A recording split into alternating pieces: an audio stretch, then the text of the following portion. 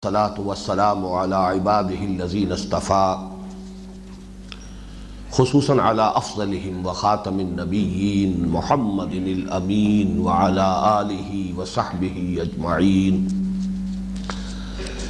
أما بعد فأعوذ بالله من الشيطان الرجيم. بسم الله الرحمن الرحيم. سيقول السفهاء من الناس ما ولاهم عن قبلتهم التي كانوا عليها قل لله المشرق والمغرب يهدي من يشاء إلى صراط مستقيم. وكذلك جعلناكم أمة وسطا لتكونوا شهداء على الناس ويكون الرسول عليكم شهيدا. وما جعلنا القبلة التي كنت عليها إلا لنعلم من يتبع الرسول ممن ينقلب على عقبيه وإن كانت لكبيرة إلا على الذين هدى الله وما كان الله ليضيع إيمانكم إن الله بالناس لرؤوف رحيم. صدق الله العظيم. رب اشرح لي صدري ويسر لي امري واحلل عقدة من لساني يفقهوا قولي. اللهم ربنا الهمنا رشدنا واعذنا من شرور انفسنا. اللهم ارنا الحق حقا وارزقنا اتباعه وارنا الباطل باطلا وارزقنا اجتنابه. اللهم وفقنا لما تحب وترضى. اللهم ربنا زدنا ایمانا وہدا وعلما نافعا وعملا صالحا متقبلا آمین یا رب العالمین. سورہ بقرہ کے 17ویں رکوع کی پہلی دو آیات ابھی تلاوت کی گئی ہیں. یہ دوسرے پارے کی بھی پہلی دو آیات ہیں.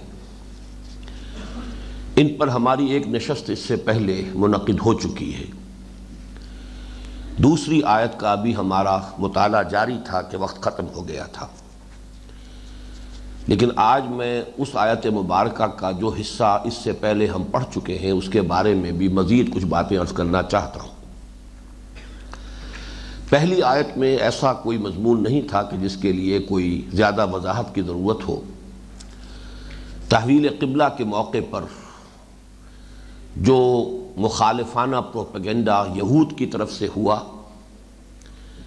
اور جس میں کچھ مسلمان بھی متاثر ہو گئے، در حقیقت اس کا ذکر ہو رہا ہے. اور اس کے ضمن میں سب سے پہلی بات یہ فرمائی گئی ان قریب کہیں گے یہ نادان لوگ.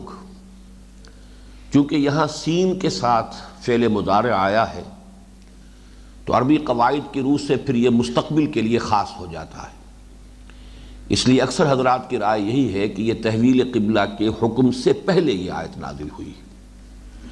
لیکن بعض حضرات کی رائے یہ بھی ہے کہ حکم آ چکا تھا اس کے بعد کی چہمہ گوئیوں کے بارے میں، چونکہ پھر وہ تو بار بار بات ہوتی ہے، نئے نئے رنگ بدل کر بات ہوتی ہے، نئے سے نئے اعتراضات جو ہے وہ گھڑے جاتے ہیں. تو یہ بھی ہو سکتا ہے کہ حکم تحویل کے بعد کا یہ قول ہو، اس پر تبصرہ کیا جا رہا ہو. واللہ عالم. سیقول السفہاء من الناس، لوگوں میں سے نادان ناسمجھ لوگ یہ کہیں گے ما ولاہم، کس شے نے ان کا رخ پھیر دیا، عن قبلتہم التی کانوا علیہا، ان کے اس قبلے سے جس پر کہ وہ تھے. قل للہ المشرق والمغرب. اب اس پر پہلا تبصرہ جو کہ اس سے پہلے آیت نمبر 115 میں تمہیداً بھی مضمون آ چکا ہے، وَلِلَّهِ الْمَشْرِقُ وَالْمَغْرِبُ فَأَيْنَمَا تُوَلُّوا فَثَمَّ وَجْهُ اللَّهِ. تو گویا کہ اب اسی کی طرف اشارہ کیا گیا. کہہ دیجئے مشرق و مغرب سب اللہ کے لیے ہیں. یہ میں نے ترجمہ کیا، اگر ایک مشرق اور ایک مغرب سمجھے تو مشرق و مغرب محاورتاً ہم کہتے ہیں مشرق و مغرب سب اللہ کے لیے. لیکن یہاں پہ الف لام جو ہے یہ حصر کا بھی ہو سکتا ہے. کہہ دیجئے کہ تمام مشرق اور تمام مغرب اللہ کے، اس لیے کہ قرآن مجید میں جہاں مشرق اور مغرب واحد کے صیغوں میں آئے ہیں وہیں تثنیہ میں بھی آئے ہیں، رب المشرقین و رب المغربین. اور یہ کہ جمع کے صیغے میں بھی آئے ہیں مشارق والمغارب. اس اعتبار سے یہ دونوں ترجمے اس کے ہو سکتے ہیں. یہدی من یشاء الی صراط مستقیم، اللہ ہدایت دیتا ہے جس کو چاہتا ہے۔ اور یہاں بھی دو ترجمے عام طور پر ہوتے ہیں، من یشاء یہ اللہ کے لیے بھی ہو سکتا ہے، اللہ ہدایت دیتا ہے جس کو چاہتا ہے سیدھے راہ کی، اور من یشاء یہ ان کے لیے بھی ہو سکتا ہے کہ جو چاہتے ہیں حقیقت میں ہدایت، جو طالب ہوتے ہیں ہدایت کے، اللہ ان کو ہدایت دیتا ہے۔ یہ دونوں ہی اصل میں قرآن مجید کا یہ اعجاز ہے کہ ذو معنیین جو بھی آیات آتی ہیں ان میں وہ دونوں ہی معنی جو ہیں وہ در حقیقت مراد ہوتے ہیں۔ اس پہلو سے ذو معنیین عبارت جو ہے وہ بھی در حقیقت قرآن مجید کے فصاحت و بلاغت پر دلالت کرنے والی ہے۔ اللہ جس کو چاہتا ہے ہدایت دیتا ہے، اور جو ہدایت چاہتا ہے اللہ اسے ضرور ہدایت دیتا ہے۔ یہ گویا کہ دونوں ترجمے اس کے ہو سکتے ہیں۔ وَكَذَلِكَ جَعَلْنَاكُمْ أُمَّةً وَسَطًا لِتَكُونُوا شُهَدَاءَ عَلَى النَّاسِ وَيَكُونَ الرَّسُولُ عَلَيْكُمْ شَهِيدًا، اور اسی طرح ہم نے بنایا ہے اے مسلمانوں تمہیں ایک بیچ کی امت، امت وسط۔ یہاں پر آگے بڑھنے سے پہلے ایک تو کذالکا کے بارے میں جو میں نے عرض کیا تھا اسے ذہن میں تازہ کر لیجئے۔ کذالکا جو ہے اس کو چونکہ سیاق و سباق ہمارے سامنے موجود ہے تو فرمایا گیا تھا یہدی من یشاء، جس کو چاہتا ہے اللہ ہدایت دیتا ہے، یعنی یہ کہ اللہ تعالیٰ کی مشیت مطلق ہے۔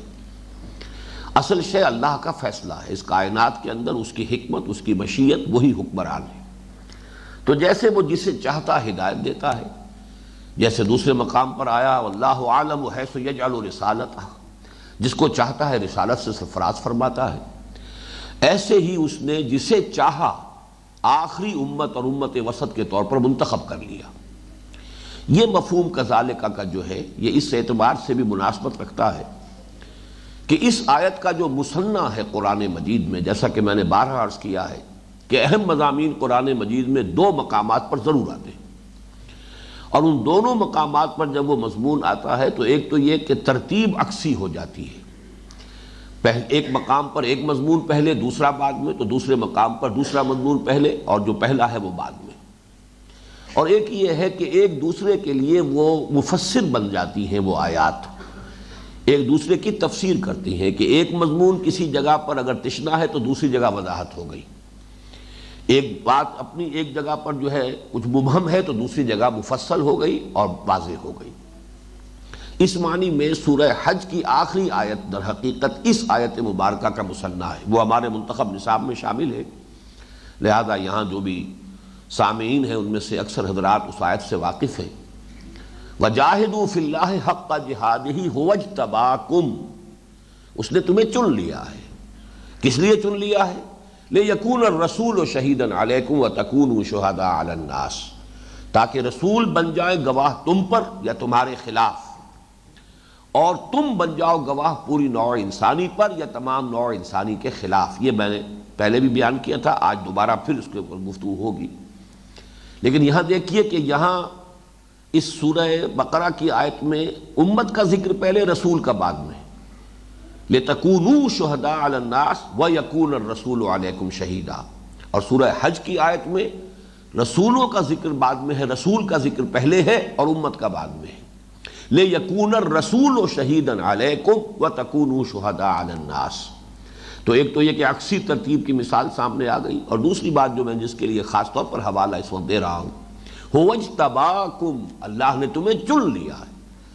تو چناؤ کا جو عمل ہے اس میں اللہ کی مشیت مطلق ہے، جس کو چاہے چن لے، کوئی اس پر اعتراض نہیں کر سکتا۔ اور اس میں در حقیقت تعریض ہے بنی اسرائیل کے اس خیال پر کہ وہ یہ سمجھتے تھے گویا کہ یہ ہماری ابدی میراث ہے، اور سوچنے کے لیے یا یہ خیال کرنے کے لیے ان کے پاس بنیاد موجود تھی۔ 2000 برس سے نبوت و رسالت ان کے ہاں چلی آ رہی ہے، 1400 برس تک تو جیسا کہ میں نے بارہا کہا ہے نبوت کا تار ٹوٹا ہی نہیں۔ حضرت موسیٰ اور حضرت ہارون سے جو سلسلہ شروع ہوا ہے نبوت کا، حضرت عیسیٰ اور حضرت یحییٰ تک مسلسل ہے۔ کلما ہلک نبی خلفہ نبی، جب بھی کسی نبی کا انتقال ہوتا تھا ایک نبی اس کا جانشین ہو جاتا تھا، یہ تار ٹوٹا ہی نہیں۔ تو اس سے ظاہر بات ہے کہ جب کسی ایک چیز پر تعامل جو ہے مسلسل بہت طویل عرصے تک جاری رہے تو پھر لوگ اس کو بات سمجھ میں آتی ہے کہ ٹیکن فار گرانٹیڈ سمجھ لیں کہ یہ تو ہے ہی ہماری شے، ہماری میراث ہے۔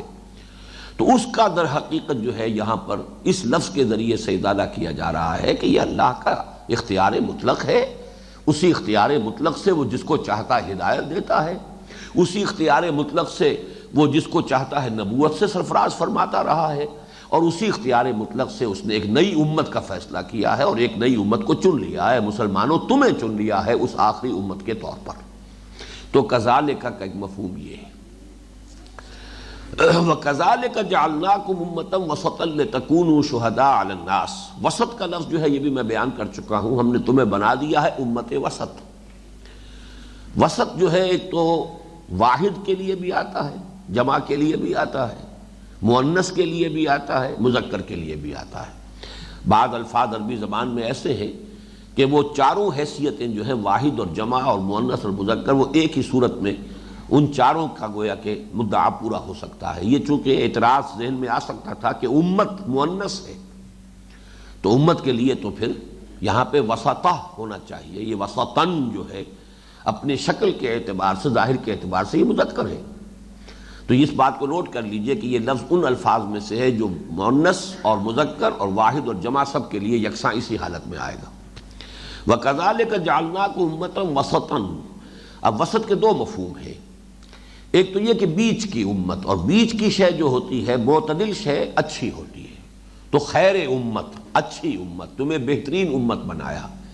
اس کے لیے بھی آپ کو مسنہ مل جائے گا قرآن مجید میں، سورہ آل عمران میں فرمایا کنتم خیر امت اخرجت للناس۔ تو گویا کہ اس سے اس کے ساتھ موافقت پیدا ہو جائے گی کہ وہاں جو خیر امت کہا گیا تو وہی یہاں پر امت وسط کے نام سے اس کو تعبیر کیا گیا ان الفاظ کے ذریعے سے۔ لیکن ایک دوسرا مفہوم بھی ہے، زیادہ بلیغ ہے، کہ اصل میں یہ اب محمد الرسول اللہ صلی اللہ علیہ وسلم اور پوری نوع انسانی کے مابین یہ امت جو ہے لنک ہے، واسطہ ہے، درمیانی کڑی ہے۔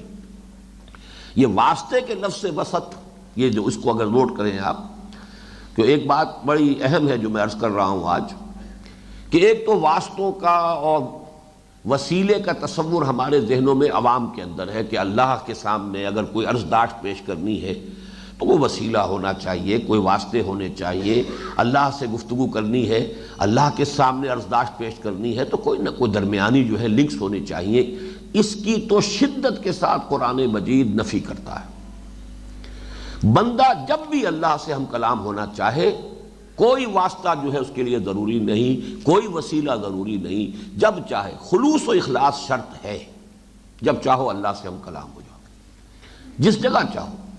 جیسے کہ اسی سورہ مبارکہ میں آگے چل کر جب رمضان مبارک کا تذکرہ آئے گا تو اس میں یہ بات بیان کی جائے گی، وَإِذَا سَأَلَكَ عِبَادِي عَنِّي فَإِنِّي قَرِيبٌ أُجِيبُ دَعْوَةَ الدَّاعِ إِذَا دَعَانِ فَلْيَسْتَجِيبُوا لِي وَلْيُؤْمِنُوا بِي لَعَلَّهُمْ يَرْشُدُونَ۔ کہ میرے بندے اے نبی جب آپ سے میرے بارے میں پوچھیں تو میں قریب ہی ہوں، کہیں دور نہیں۔ میرا بندہ جب بھی مجھ سے ہم کلام ہو، جب بھی ہم کلام ہو، میں اس کی پکار سنتا ہوں۔ دیر اینڈ دین اللہ تعالیٰ جو ہے ان کی پکار سنتا ہے، اور خلوص و اخلاص کے ساتھ اگر پکارا گیا ہے، دعا کی گئی ہے، قبول فرماتا ہے۔ اگرچہ قبولیت دعا کی حدیث میں آیا کہ 3 صورتیں ہیں۔ قبولیت دعا کا مطلب ہمیشہ یہ نہیں ہوتا کہ جو چیز آپ نے مانگی ہے وہی آپ کو دے دی جائے، یہ ایک صورت ہے۔ لیکن دوسری صورت یہ ہے کہ جو چیز آپ نے مانگی ہے اللہ کے علم میں ہے کہ یہ آپ کے لیے اچھی نہیں ہے، آپ کے لیے یہ مفید نہیں ہے، آپ اپنی نادانی میں بات مانگ رہے ہیں، تو اللہ تعالیٰ جو صحیح حقیقتاً اس کے علم میں اچھی شے ہے وہ دیتا ہے۔ اور تیسری شکل یہ بھی ہے کہ اگر اس وقت اس دنیا میں اس کے لیے کوئی بھی چیز دینی جو ہے اللہ تعالیٰ کی حکمت میں نہیں ہے، اس کے مطابق نہیں ہے، درست نہیں ہے، تو وہ اسے آخرت کا ذخیرہ بنا لیتا ہے، لیکن دعا جو ہے وہ ناکام یا بیکار جانے والی شے نہیں۔ تو گویا کہ سنتا تو ہر وقت ہے۔ آپ جب بھی ہم کلام ہونا چاہیں، وہ شعر اگرچہ ہے تو ذرا ابتذال کا حامل ہے کہ دل کے آئینے میں ہے تصویر یار، جب ذرا گردن جھکائی دیکھ لی، جب چاہو اللہ سے ہم کلام ہو جاؤ۔ ہاں دوسری طرف جو اس کا جو برعکس معاملہ ہے اس میں وسائط کی ضرورت ہے۔ اللہ جب ہم کلام ہوتا ہے بندے سے تو بندہ اتنا نیچے ہے کہ اللہ تعالی ہم کلام ہوتا ہے کچھ واسطوں سے، کچھ ذریعوں سے۔ ما کان لبشر ان یکلمہ اللہ، کسی بشر کا یہ مقام نہیں ہے کہ اللہ اس سے کلام کرے۔ یہاں وہ فرق ہے بندہ جب چاہے اللہ سے بات کرے، اس کے لیے صرف خلوص و اخلاص شرط ہے، لیکن یہ ہے کہ اللہ کا مقام اتنا بلند ہے کہ ما کان لبشر ان یکلمہ اللہ، کسی بشر کا یہ مقام نہیں ہے، اس کے شایان شان نہیں ہے کہ اللہ اس سے کلام کرے، الا وحیا او من وراء حجاب او یرسل رسولا فیوحی باذنہ ما یشاء۔ ہاں وہ کلام کرتا ہے تو وحی کے ذریعے سے کرتا ہے، فرشتے کو بھیجتا ہے، یا یہ کہ وحی جو ہے اشارہ صرف اللہ کرتا ہے، براہ راست ہم کلام نہیں ہوتا، یا یہ ہے کہ اوٹ سے پردے کے پیچھے سے کلام کرتا ہے، تو گویا کہ اللہ کے ہم کلام ہونے کے لیے بہرحال اللہ تعالیٰ نے کچھ وسائط مقرر کیے ہیں۔ یہی وہ وسائط ہیں جن کا سورہ حج ہی کے اس آخری رکوع میں ذکر ہے، اللہ یصطفی من الملائکۃ رسلا ومن الناس، اللہ پسند فرما لیتا ہے، چن لیتا ہے فرشتوں میں سے بھی اپنے پیغامبر، انسانوں میں سے بھی۔ یہ دو کڑیاں جو ہے، دو واسطے ہمیشہ سے چلے آ رہے ہیں اللہ تعالیٰ کی طرف سے ہدایت اور اللہ کی طرف سے جو کلام نازل ہوتا رہا ہے بندوں کی رہنمائی کے لیے، کہ پہلا واسطہ رسول ملک، وہ ایلچی جو فرشتہ ہے یعنی جبرائیل، دوسرا واسطہ رسول بشر یعنی جو بھی نبی جو بھی رسول اپنے وقت کے تھے، اب اللہ سے لیا جبرائیل نے، رسول ملک نے، اور اس کو پہنچایا اس نے رسول بشر تک۔ تو یہ وسائط ہیں، یہ واسطے ہیں، یہ درمیانی کڑیاں ہیں، لیکن یہ کہ اب جب کہ حضور صلی اللہ علیہ وسلم پر یہ سلسلہ نبوت اور رسالت جو ہے اپنی ایک اختتام کو پہنچ گیا، تو اب تیسری کڑی اس میں شامل کی گئی ہے امت محمد صلی اللہ علیہ وسلم۔ اس لیے وہاں پر کڑی کے طور پر، واسطے کے طور پر وَكَذَلِكَ جَعَلْنَاكُمْ أُمَّةً وَسَطًا، اب دیکھیے یہ بھی دو ذو معنیین لفظ ہو گیا۔ ایک تو یہ کہ چونکہ معتدل شے، درمیان کی شے وہی بہترین ہوتی ہے، اس اعتبار سے خیر امت، بہترین امت بنایا تمہیں، اور اس کے لیے دلیل مل گئی کہاں سے؟ سورہ آل عمران کی آیت سے، کنتم خیر امت اخرجت للناس تأمرون بالمعروف وتنہون عن المنکر وتؤمنون باللہ۔ دوسرا معاملہ یہ وسط، درمیان میں واسطہ، لنک، دو چیزوں کو جوڑنے والی کوئی شے، کوئی کڑی، وہ کڑی والی بات بھی آپ کو وہ سورہ حج کی ان آیات سے مل گئی کہ یہ دو کڑیاں تو ہمیشہ سے چلی آ رہی تھیں وحی کی، رسول ملک، رسول بشر۔ ایک تیسری کڑی ہے جس کی ضرورت پیش آئی ہے اب جب کہ نبوت و رسالت محمد الرسول اللہ صلی اللہ علیہ وسلم پر آ کر اپنے اختتام کو پہنچ گئی۔ تو اب یہ کہ حضور کی رسالت جو ہے، یہ مجھے اور بھی تفصیل سے ذرا آج گفتگو کرنی ہے اس موضوع پر، چونکہ نبوت اور رسالت کے موضوع پر ہم کافی مفصل گفتگویں کر چکے ہیں، نبی اور رسول میں فرق کیا ہے۔ بہرحال یہ بات اس وقت ذہن میں رکھیے کہ جب یہ دونوں چیزیں جمع ہو جاتی ہیں، ایک ہی شخص نبی بھی ہے رسول بھی ہے، اور آپ کو معلوم ہے کہ رسول خاص ہے، نبی عام ہے، تو ہر رسول تو لازماً نبی بھی ہے، لیکن یہ کہ ہر نبی لازماً رسول نہیں ہے۔ اب جو نبی رسول بھی ہے، محمد الرسول اللہ نبی بھی ہے، یا ایھا النبی کہہ کر بھی قرآن مجید میں پکارا گیا، بلکہ زیادہ تر یا ایھا النبی سے خطاب ہوا ہے، یا ایھا الرسول بھی کہا گیا، یا ایھا الرسول بلغ ما انزل الیک من ربک وان لم تفعل فما بلغت رسالتہ۔ تو رسول بھی ہے، نبی بھی ہے، لیکن نوٹ کیجئے بڑی اہم بات، حضور کی نبوت حضور کے انتقال کے ساتھ ختم ہو گئی۔ نبوت کا تعلق ہے اللہ سے وحی آ رہی ہے، وہ کھڑکی جس سے کہ وہ وحی آ رہی تھی، وہ حضور صلی اللہ علیہ وسلم کی حیات دنیا بھی ختم ہوئی، کھڑکی بند، تا قیام قیامت وہ وحی نبوت و رسالت کا سلسلہ منقطع۔ تو نبوت تو ختم ہو گئی، حضور کی رسالت ختم نہیں ہوئی، اس لیے کہ آپ تو بھیجے گئے پوری نوع انسانی کے لیے رسول بنا کر، آپ کی رسالت تا قیام قیامت جاری ہے، نبوت ختم ہوئی ہے، رسالت تو ختم نہیں ہوئی۔ وَمَا أَرْسَلْنَاكَ إِلَّا كَافَّةً لِلنَّاسِ بَشِيرًا وَنَذِيرًا، ہم نے نہیں بھیجا ہے محمد آپ کو صلی اللہ علیہ وسلم مگر تمام نوع انسانی کے لیے بشیر اور نذیر بنا کر۔ تو آپ کا دور رسالت ہے جو چل رہا ہے تا قیام قیامت، آپ کی رسالت کے ختم ہونے کا کیا سوال؟ ہاں آپ کی نبوت ختم ہو گئی، اور دیکھیے یہی ہے چوائس آف ورڈز، آخر اللہ کا کلام ہے، وہاں جو شے آئی ہے وہ غالب نے تو خیر اپنے بارے میں تعلی کے طور پر کہا ہے کہ زیر ہر لفظ غالب چیدام میں خانہ ہے۔ یہ تو ظاہر بات ہے کہ ہر لفظ تو نہیں، اس کے ہاں بھی بھرتی کے الفاظ بھی مل جائیں گے، بھرتی کے اشعار بھی مل جائیں گے، لیکن یہ ہے کہ اللہ تعالیٰ کے کلام کے بارے میں یقیناً صحیح ہے کہ گنجینہ معنی کا تلس اس سمجھیو جو لفظ کے غالب میرے اشعار میں آوے، تو قرآن مجید کے بارے میں میں سمجھتا ہوں کہ یہ 100% صحیح ہے۔ چنانچہ دیکھیے ختم نبوت کی جو ایک ہی آیت ہے اور اہم ترین آیت ہے قرآن مجید میں، وہ سورہ احزاب کی آیت ہے، ما کان محمد ابا احد من رجالکم ولکن رسول اللہ وخاتم النبیین۔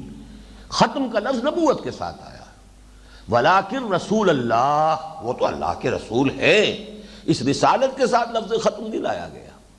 وخاتم النبیین، انبیاء کے خاتم ہے، نبوت ختم ہو گئی لیکن رسالت محمدی صلی اللہ علیہ وسلم تا قیام قیامت جاری ہے۔ اب اس کو آپ انگریزی کے لفظ میں تعبیر کر سکتے ہیں کہ آپ نے اہل عرب تک رسالت کے فرائض بنفس نفیس خود سر انجام دیے اور اس میں سے ایک امت وجود میں آ گئی۔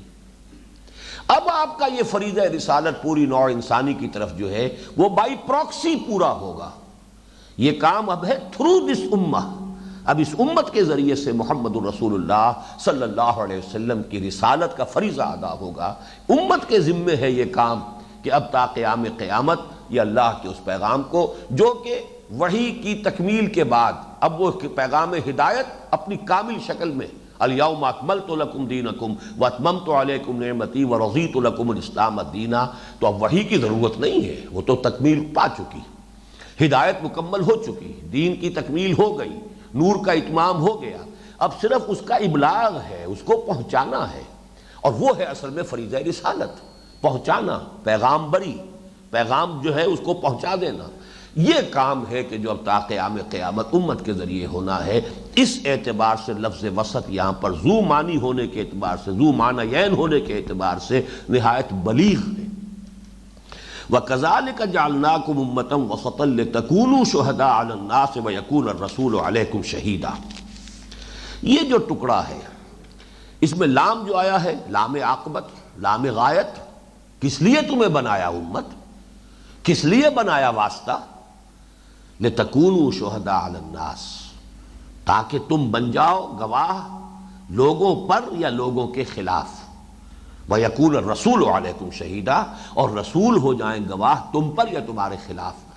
یہ ٹکڑا جو ہے قرآن مجید کے اہم ترین مضامین میں سے ہے، لیکن کچھ اس کو میں بدقسمتی سے تعبیر کر رہا ہوں کہ بعض احادیث کا ایک مضمون خاص مفہوم جو ہے وہ حجاب بن گیا ہے اس آیت کے اصل مفہوم کے راستے میں، اور اس کا اصل مفہوم لوگوں کے سامنے نہیں آ سکا، اس لیے کہ چونکہ حدیث جو ہے بظاہر الفاظ اس کی ایک وضاحت کر رہی ہے، اس کی تفسیر کر رہی ہے، تو ظاہر بات ہے کہ جس شخص کو کسی قرآن مجید کی کسی آیت کی تفسیر حدیث نبوی قول رسول سے ملے، اب اس کے بعد مزید غور و فکر کی حاجت کیا ہے؟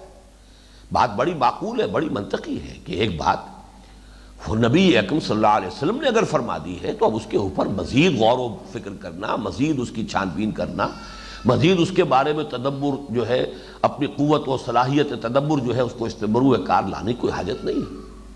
حالانکہ اگر اسی بات کو ذہن میں رکھیے جو میں نے آج 2 مرتبہ دہرائی ہے کہ ذو معنیین الفاظ بھی ہیں، ذو معنیین آیات بھی قرآن مجید میں موجود ہیں، تو ہو سکتا ہے کہ ایک پہلو، ایک معنی اس آیت کا اس حدیث کی روح سے واضح ہو گیا ہو، لیکن کوئی اور بھی اس کے اندر جو گنجینہ معنی کا طلسم اس کو سمجھیو، جیسے کہ حضور نے فرمایا صلی اللہ علیہ وسلم لا تنقضی عجائبہ، اس قرآن کے عجائب کبھی ختم نہیں ہوں گے، غور کرنے والے غور کرتے رہیں گے، تدبر کرنے والے تدبر کرتے رہیں گے، اور ان آیات مبارکہ میں سے نئے نئے معنی، نئی نئی حکمتیں برآمد ہوتی رہیں گی۔ اب اگر یہ بات آخری ہو جاتی تو پھر تو ظاہر بات ہے کہ حضور کا یہ قول جو ہے پھر وہ بے محل معلوم ہوگا کہ لا تنقضی عجائبہ، اگر اسلاف نے جو کچھ سمجھا یا حضور صلی اللہ علیہ وسلم نے کسی آیت کا کوئی مفہوم اگر بیان کیا، اب اس کے بعد اس کے علاوہ کوئی اور مفہوم نہ، وہ مفہوم اپنی جگہ پر قائم رہے گا، رہتے ہوئے اگر اس کے اندر حکمت اور معرفت اور ہدایت کا کوئی اور پہلو نکلتا ہو تو وہ قابل لحاظ ہے، قابل توجہ ہے۔ اس گواہی کو اس حدیث یا ان احادیث کی روشنی میں صرف آخرت سے متعلق مانا گیا۔ حدیث کے الفاظ یہ ہے اور میں وہ بعد میں وہ پورا متن بھی آپ کو سناؤں گا. میں اس وقت ان کا جو لب لباب اور خلاصہ ہے وہ بیان کر رہا ہوں کہ قیامت میں جب محاسبہ ہوگا تو جن امتوں کی طرف رسول بھیجے گئے، مثلا حضرت نوح کا تذکرہ ہے خاص طور پر، جب وہ محاسبہ اخروی کا وقت آئے گا تو وہ جو امت تھی اور جو رسول ہیں وہ آمنے سامنے کنفرنٹ کریں گے ایک دوسرے کو. پہلے اللہ تعالیٰ رسول سے پوچھے گا ہمارا جو پیغام تم تک پہنچا تھا تم نے پہنچا دیا تھا اپنی قوم کو؟ وہ رسول جو ہے وہ عرض کریں گے بارگاہ خداوندی میں ہاں پروردگار میں نے اپنا پیغام پہنچا دیا تھا. اب قوم سے سوال ہوگا کہ کیا واقعی انہوں نے تمہیں پیغام پہنچا دیا تھا؟ اور وہ چٹا انکار کرے گی قوم کے نہیں، ہمارے پاس کوئی خبردار کرنے والا نہیں ہے. پھر اللہ تعالیٰ فرمائے گا رسول سے تمہارا کوئی گواہ ہے؟ تب وہ رسول کہیں گے کہ ہاں گواہ ہے امت محمد اور محمد صلی اللہ علیہ وسلم. اس پر وہ قوم اعتراض کرے گی کہ یہ امت محمد اور محمد تو ہمارے سے بہت بعد میں آئے ہیں، یہ کیسے گواہ بن سکتے ہیں؟ تو یہ امت کہے گی کہ ہمیں یہ ساری خبریں دی ہیں محمد الرسول اللہ صلی اللہ علیہ وسلم نے، قرآن کے ذریعے سے ہمیں معلوم ہوئی اور ہم پورا یقین رکھتے ہیں کہ محمد صلی اللہ علیہ وسلم نے جو کچھ ہمیں پہنچایا، جیسے کہ قرات کے بعد ہم کہتے ہیں صدق اللہ و صدق رسولہ، تو وہ بات ہم تک پہنچی ہے، ہم اس کے بنا پر گواہی دے رہے ہیں. اب یہ مضمون ہے اس حدیث کا، اور اس کا چونکہ اس آیت کے ساتھ اس کا ربط ہے، لہذا اب اس آیت کو پڑھتے ہوئے ہمیشہ وہی مضمون ذہن میں آ جاتا ہے. اس کا نتیجہ کیا نکلتا ہے وہ یہ ہے، اور بلکہ ہمارے سلف کے تقریباً تمام مفسرین نے یہی مفہوم بیان کیا ہے. نتیجہ کیا نکلا کہ اس سے امت کا ایک مقام شرف، امت کی برگزیدگی، امت کی فضیلت تو ثابت ہو گئی. اس کا نتیجہ کیا نکلا کہ بعض جو ہمارے پاس پہلے ہی کچھ ایسے خیالات موجود تھے اور تمام قوموں میں رہے ہیں، تمام امتوں میں رہے، ہم تو بخشے بخشائے ہیں. جیسا کہ کسی بھی رسول کے ساتھ تعلق ہونا یہی وہ چیز تھی کہ جس نے بنی اسرائیل کو خراب کیا کہ ہم تو ابراہیم کی نسل سے ہیں، ابراہیم کی اولاد ہے، اتنے بڑے بڑے رسولوں کی امتی ہیں، تو کیسے ہم سے کوئی حساب کتاب نہیں ہوگا، یہ حساب کتاب دوسروں کے لیے. تو اگر امت کا جو مقام شرف ہے، اس کی جو خصوصی فضیلت ہے، اسی کو اور بیان کر دیا جائے تو اور اطمینان، ری ایشورنس جس کو آپ انگریزی میں کہتے ہیں، پھر تو بڑا اطمینان ہو گیا کہ ہمارا تو بڑا اونچا مقام ہے، اللہ تعالیٰ کی عدالت میں تو کھڑے ہو کر ہماری گواہی پر فیصلے ہوں گے، رسولوں کے حق میں ہم سے گواہی دلوائی جائے گی.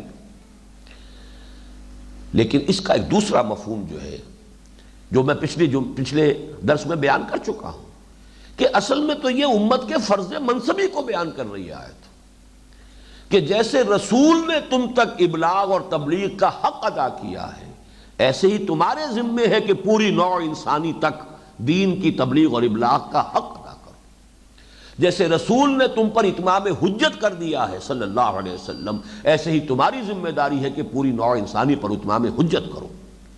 ظاہر بات ہے کہ رسول کو اس ابلاغ و تبلیغ کا حق ادا کرنے میں اور حجت قائم کرنے میں کیسی کیسی مشقتیں جھیلنی پڑی، کیسی کیسی تکالیف اور مصائب جو ہے برداشت کرنے پڑے، کیسی کیسی وادیوں میں سے آپ کو اور آپ کے ساتھیوں کو گزرنا پڑا ہے، جسے ہم کہتے ہیں کہ خاک، آگ اور خون کے دریا جو ہے عبور کیے. کون سی مصیبت، کون سی مشقت نہیں آئی ہے. اس لیے کہ اس فرض منصبی کو ادا کرنا یہ کوئی پھولوں کی سیج تو نہیں ہے، تو کانٹوں بھرا بستر ہے. فضیلت اگر حاصل ہوتی ہے تو اس بنیاد پر حاصل ہوتی ہے. اگر فضیلت ہی کا احساس آپ مزید جو ہے لوگوں کے اندر پیدا کر دیں اور ذمہ داری کا احساس پیدا نہ ہو، تو واقعہ یہ ہے کہ اس کا جو نیٹ رزلٹ نکلے گا دونوں چیزوں کا، وہ عمل سے، وہ جیسے کہ اقبال کا شعر ہے کہ عمل سے فارغ ہوا مسلمان بنا کے تقدیر کا بہانہ، تو عمل سے تو فارغ پہلے ہی ہے، اور مزید جو ہے مہر تصدیق ثبت ہو جائے گی کہ بس ہمارے لیے عمل کی اور محنت کی اور سارے کھکھیڑ مول لینے کی ضرورت کیا ہے. ہم تو اس منصب پر فائز کر دیے گئے، نحن ابناء اللہ واحباؤہ، ہم تو اللہ تعالیٰ کے بڑے چہیتے ہیں، اس کے اولاد کے مانند ہیں. لہذا یہ کہ ہمارا یہ ذاتی شرف ہے یہی کافی ہے ہماری نجات کے لیے. لن تمسنا النار الا ایاما معدودہ، ہمیں تو آگ اگر چھوئے گی بھی زبردستی صرف لوگوں کی آنکھوں میں دھول جھونکنے کے لیے اور ان کی زبانیں بند کرانے کے لیے، اگر اللہ ہمیں جہنم میں ڈالے گا بھی تو گنتی کے چند دن پھر ہمیں نکال لیا جائے گا. یہ سارا وہ جو زوم باطل ہے اس کو در حقیقت اس سے مزید تقویت حاصل ہوتی ہے. اس حوالے سے اب میں آپ سے عرض کر رہا ہوں کہ وہ بات ذہن میں رکھیے اور اس کا جو دوسرا صحیح اور جو صحیح مفہوم ہے جو اس دور میں آ کر کھلا ہے اور واضح ہوا ہے، اس کو بھی میں چاہتا ہوں کہ آج حق بحقدار رسید اس کا تذکرہ کر دوں میرے علم کی حد تک، اس لیے کہ میرا مطالعہ بہت محدود ہے۔ ساری تفاسیر جو کانٹمپریری ہے، جو آج کے دور میں لکھی گئی ہے، ساری تفاسیر کا احاطہ تو میں نہیں کرتا، اور یہ کہ جو قدیم تفاسیر ہیں ان سب کا احاطہ تو شاید کسی انسان کے لیے ممکن ہی نہیں، یہ تو اتنا وسیع خزانہ ہے کہ سب کا احاطہ کون کرے گا۔ تو میں اسی لیے کوالیفائی کر رہا ہوں اپنے سٹیٹمنٹ کو کہ میرے مطالعے میں پہلی مرتبہ یہ خیال فراہی مکتب فکر نے پیش کیا ہے، وہ خیال جو میں نے پچھلی مرتبہ بیان کیا تھا، اور آج دوبارہ اس کا میں اعادہ کروں گا، اس لیے کہ اس کی اہمیت بہت ہے، اور میں محسوس کرتا ہوں کہ پچھلی مرتبہ کچھ میری طبیعت کی کیفیت ایسی تھی کہ میں اس کا صحیح حق ادا نہیں کر پایا ہوں، اس لیے میں چاہتا ہوں کہ وہ بات بالکل مبرہن ہو جائے، واضح ہو جائے۔ اس حوالے سے میں عرض کر رہا ہوں کہ یہ خیال سب سے پہلے مولانا فراہی کا جو مکتب فکر ہے اس کے ذریعے سامنے آیا، پھر ان کے شاگرد، اہم شاگرد بلکہ شاگرد رشید مولانا اصلاحی کے ذریعے سے یہ مولانا مودودی تک پہنچا۔ اس لیے ابھی میں حوالہ دوں گا کہ کس طریقے سے پہنچا۔ جب مولانا اصلاحی بھی جماعت اسلامی میں آ کے شریک ہوئے مولانا مودودی کے ساتھ، تو وہ جو مکتب فراہی تھا، فراہی مکتب فکر، اس کا جو بھی علمی اثاثہ تھا وہ آ کے شامل ہوا ہے۔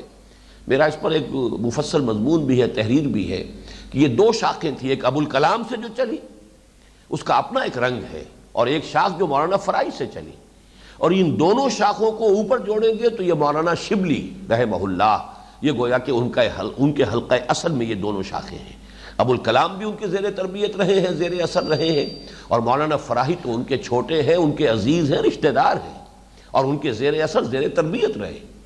تو در حقیقت یہ شبلی سے جو دو شاخیں چلی ہے، مولانا ابو الکلام آزاد اور پھر مولانا فراہی، تو یہ دونوں ورثے جمع ہو گئے جماعت اسلامی کی وجہ سے، جبکہ مولانا ابو الکلام آزاد کا جو قرآنی فکر تھا وہ مولانا مودودی تک، اور مولانا فراہی کا مکتب فکر اور جو ان کی میراث علمی تھی وہ مولانا اصلاحی تک جب یہ منتقل ہوئی اور دونوں جمع ہو گئے، تو اس کو میں نے لکھا ہے اپنی کتاب میں، دعوت رجوع القرآن کا منظر اور پس منظر، کہ یہ قران السعدین ہوا ہے، دو چیزوں کا جڑ جانا، دو سعید چیزوں کا آ کر مل جانا، قران السعدین در حقیقت یہ، اور اس سے بہت سے یوں سمجھیے کہ علمی موتی جو ہیں وہ امت کو نصیب ہوئے۔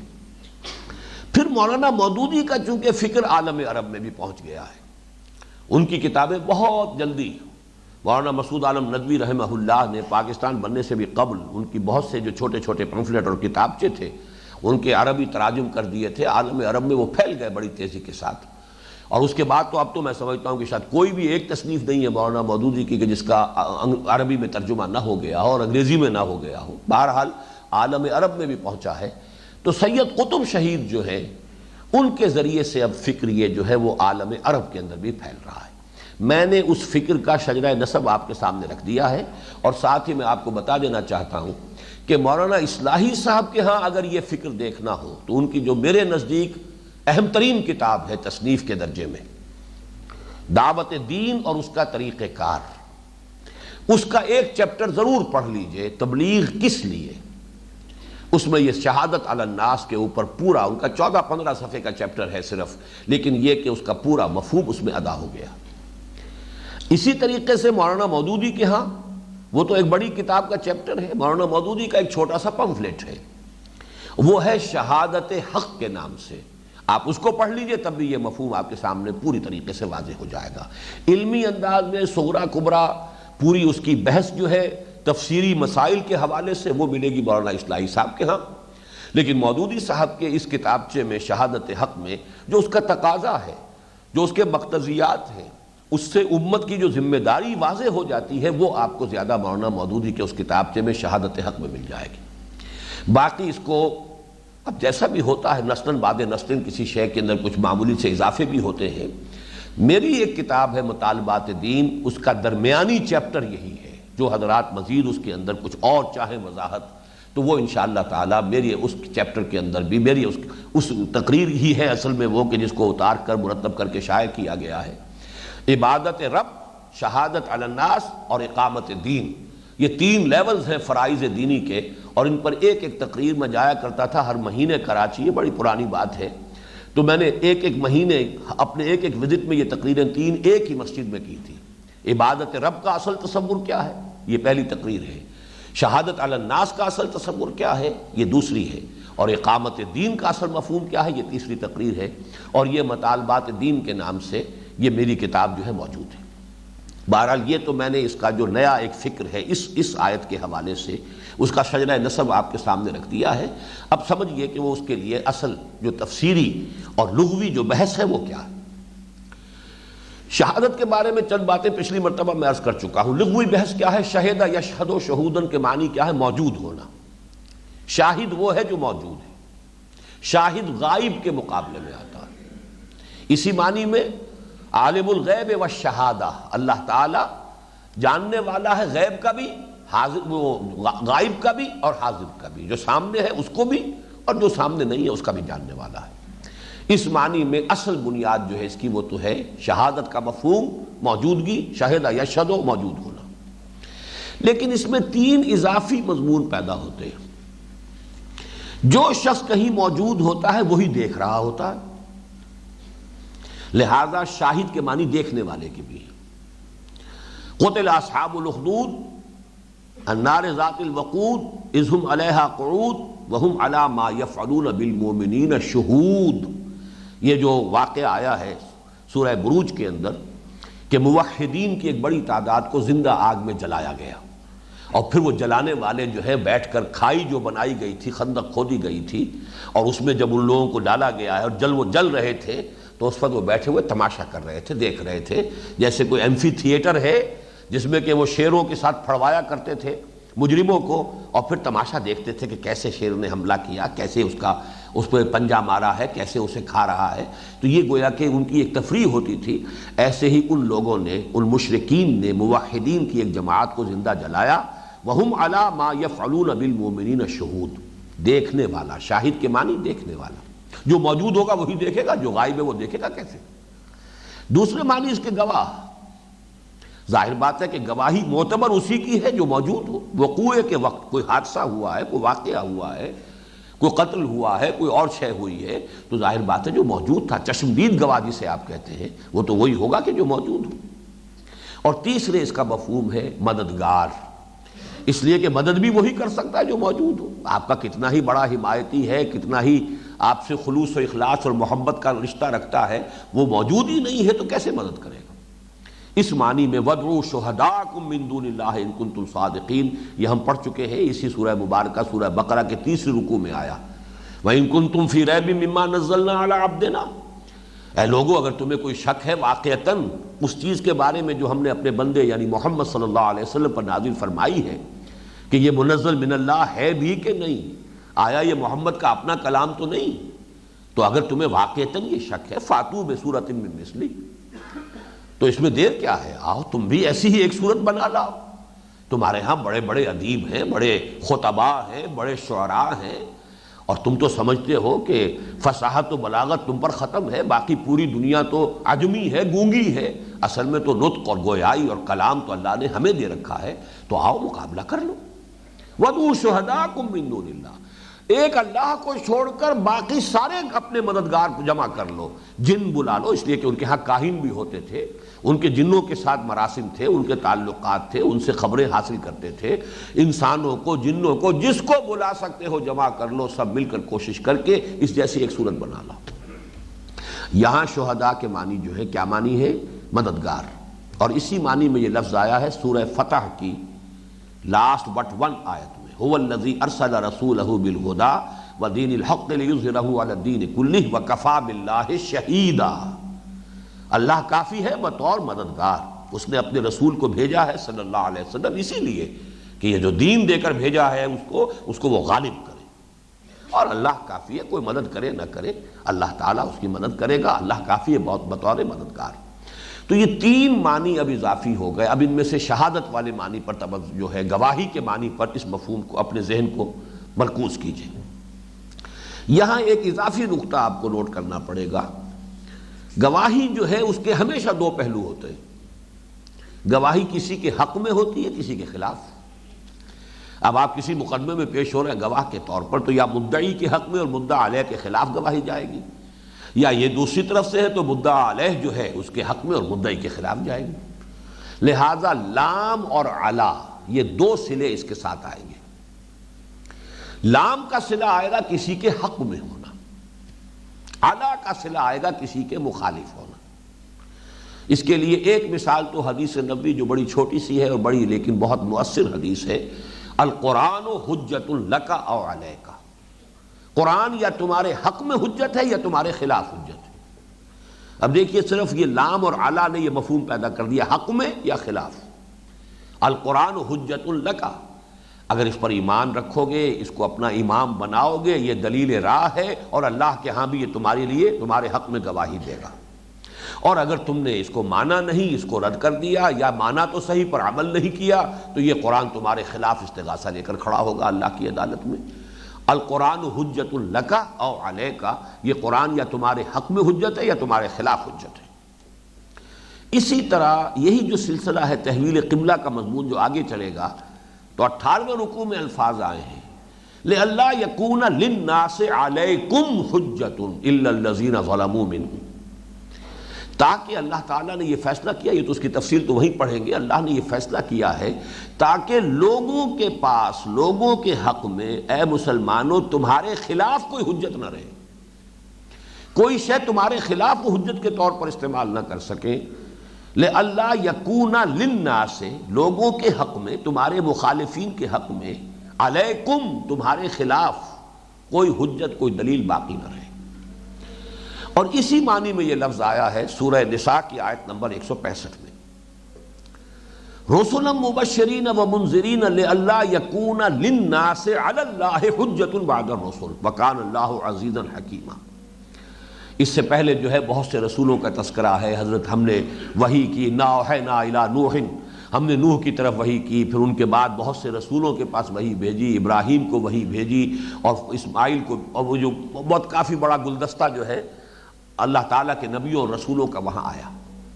اس کے بعد فرمایا کہ ہم نے یہ کیوں رسول بھیجے، رسولاً، ہم نے بھیجے یہ رسول بہت سے، انا ارسلنا رسولاً مبشرین و منذرین، یہ حال ہے، بشارت دینے والے بنا کر اور خبردار کرنے والے بنا کر، لئلا یکونا، تاکہ نہ رہے، للناس، لوگوں کے حق میں، علی اللہ، اللہ کے خلاف، اور یہاں اللہ کے خلاف سے مراد کیا ہے؟ اللہ کے محاسبے کے خلاف، حجت بعد الرسل، رسولوں کے آنے کے بعد کوئی حجت نہ رہے ان لوگوں کے حق میں اللہ کے خلاف۔ یعنی اللہ تعالیٰ جب محاسبہ کرنے لگے تو لوگ یہ نہ کہہ سکیں کہ اللہ ہمیں تو معلوم نہیں تھا، ہمیں سیدھی راہ دکھائی نہیں گئی، ہمیں کیا پتا کہ شراب حرام تھی، ہم تو پیتے رہے، ہمیں کسی نے بتایا نہیں کہ شراب حرام ہے، ہمیں معلوم ہی نہیں تھا کہ خنزیر حرام ہے، ہمیں بتایا ہی نہیں گیا کہ خنزیر حرام ہے۔ لیکن یہ کہ اگر بات پہنچا دی گئی ہے تو اب حجت ختم ہو گئی، عذر ختم ہو گیا۔ اس کے لیے لفظ نوٹ کر لیجئے، اتمام حجت۔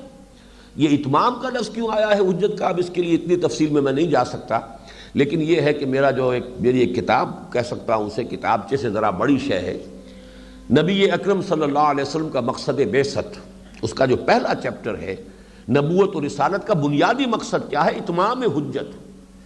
حجت کیا اتمام ہوتا ہے رسولوں کے ذریعے سے، نبیوں کے ذریعے سے۔ بنیادی حجت تو انسان کے خلاف وہ چیزیں جو اللہ نے ہر انسان کو دے کر بھیجا ہے، اسے عقل دے کر بھیجا ہے، سمع اور بصر دے کر بھیجا ہے، نیکی اور بدی میں امتیاز کی صلاحیت دے کر بھیجا ہے، اس میں اپنی روح پھونک کر بھیجا ہے، اس روح کے اندر اس کی معرفت بھی ہے، اس کی محبت بھی ہے۔ یہ ساری چیزیں بنیادی حجت ہیں انسان کے محاسبے کے لیے۔ لیکن اتمام حجت ہو جاتا ہے نبی اور رسول کے ذریعے سے کہ دودھ کا دودھ، پانی کا پانا بالکل جدا کر دیا، اس نے حق و باطل کو مبرہن کر دیا، فرقان بن کر قرآن اتر آیا، اب سب کچھ بات واضح کر دی گئی، اور نبی نے، رسول نے اپنی تمام تر مسائل سے حق کا حق ہونا ثابت کر دیا اور واضح کر دیا، باطل کا باطل ہونا ثابت کر دیا اور واضح کر دیا۔ جب یہ ہو گیا تو اب حجت جو ہے اتمام کو پہنچ گئی، اب کوئی عذر باقی نہیں، جس کو آپ کہتے ہیں plead ignorance. You can't plead ignorance, کیسے کرو گے؟ اب تو بات تمہارے سامنے آ گئی۔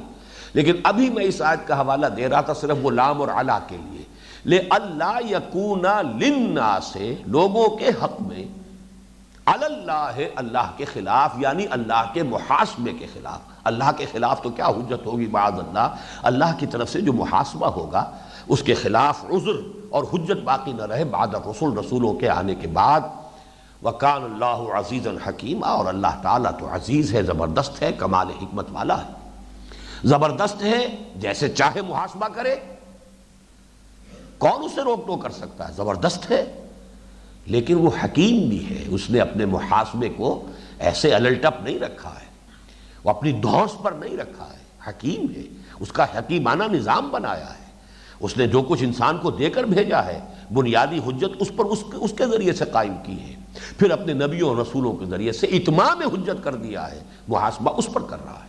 اس حوالے سے اگرچہ وہ عزیز ہے لیکن صرف عزیز نہیں ہے، حکیم بھی ہے۔ وَكَانَ اللَّهُ عَزِيزًا حَكِيمًا، یہ آیت بہت اہم ہے، سورہ نساء کی یہ آیت نمبر 165 چھٹے پارے کے آغاز میں آپ کو ملے گی۔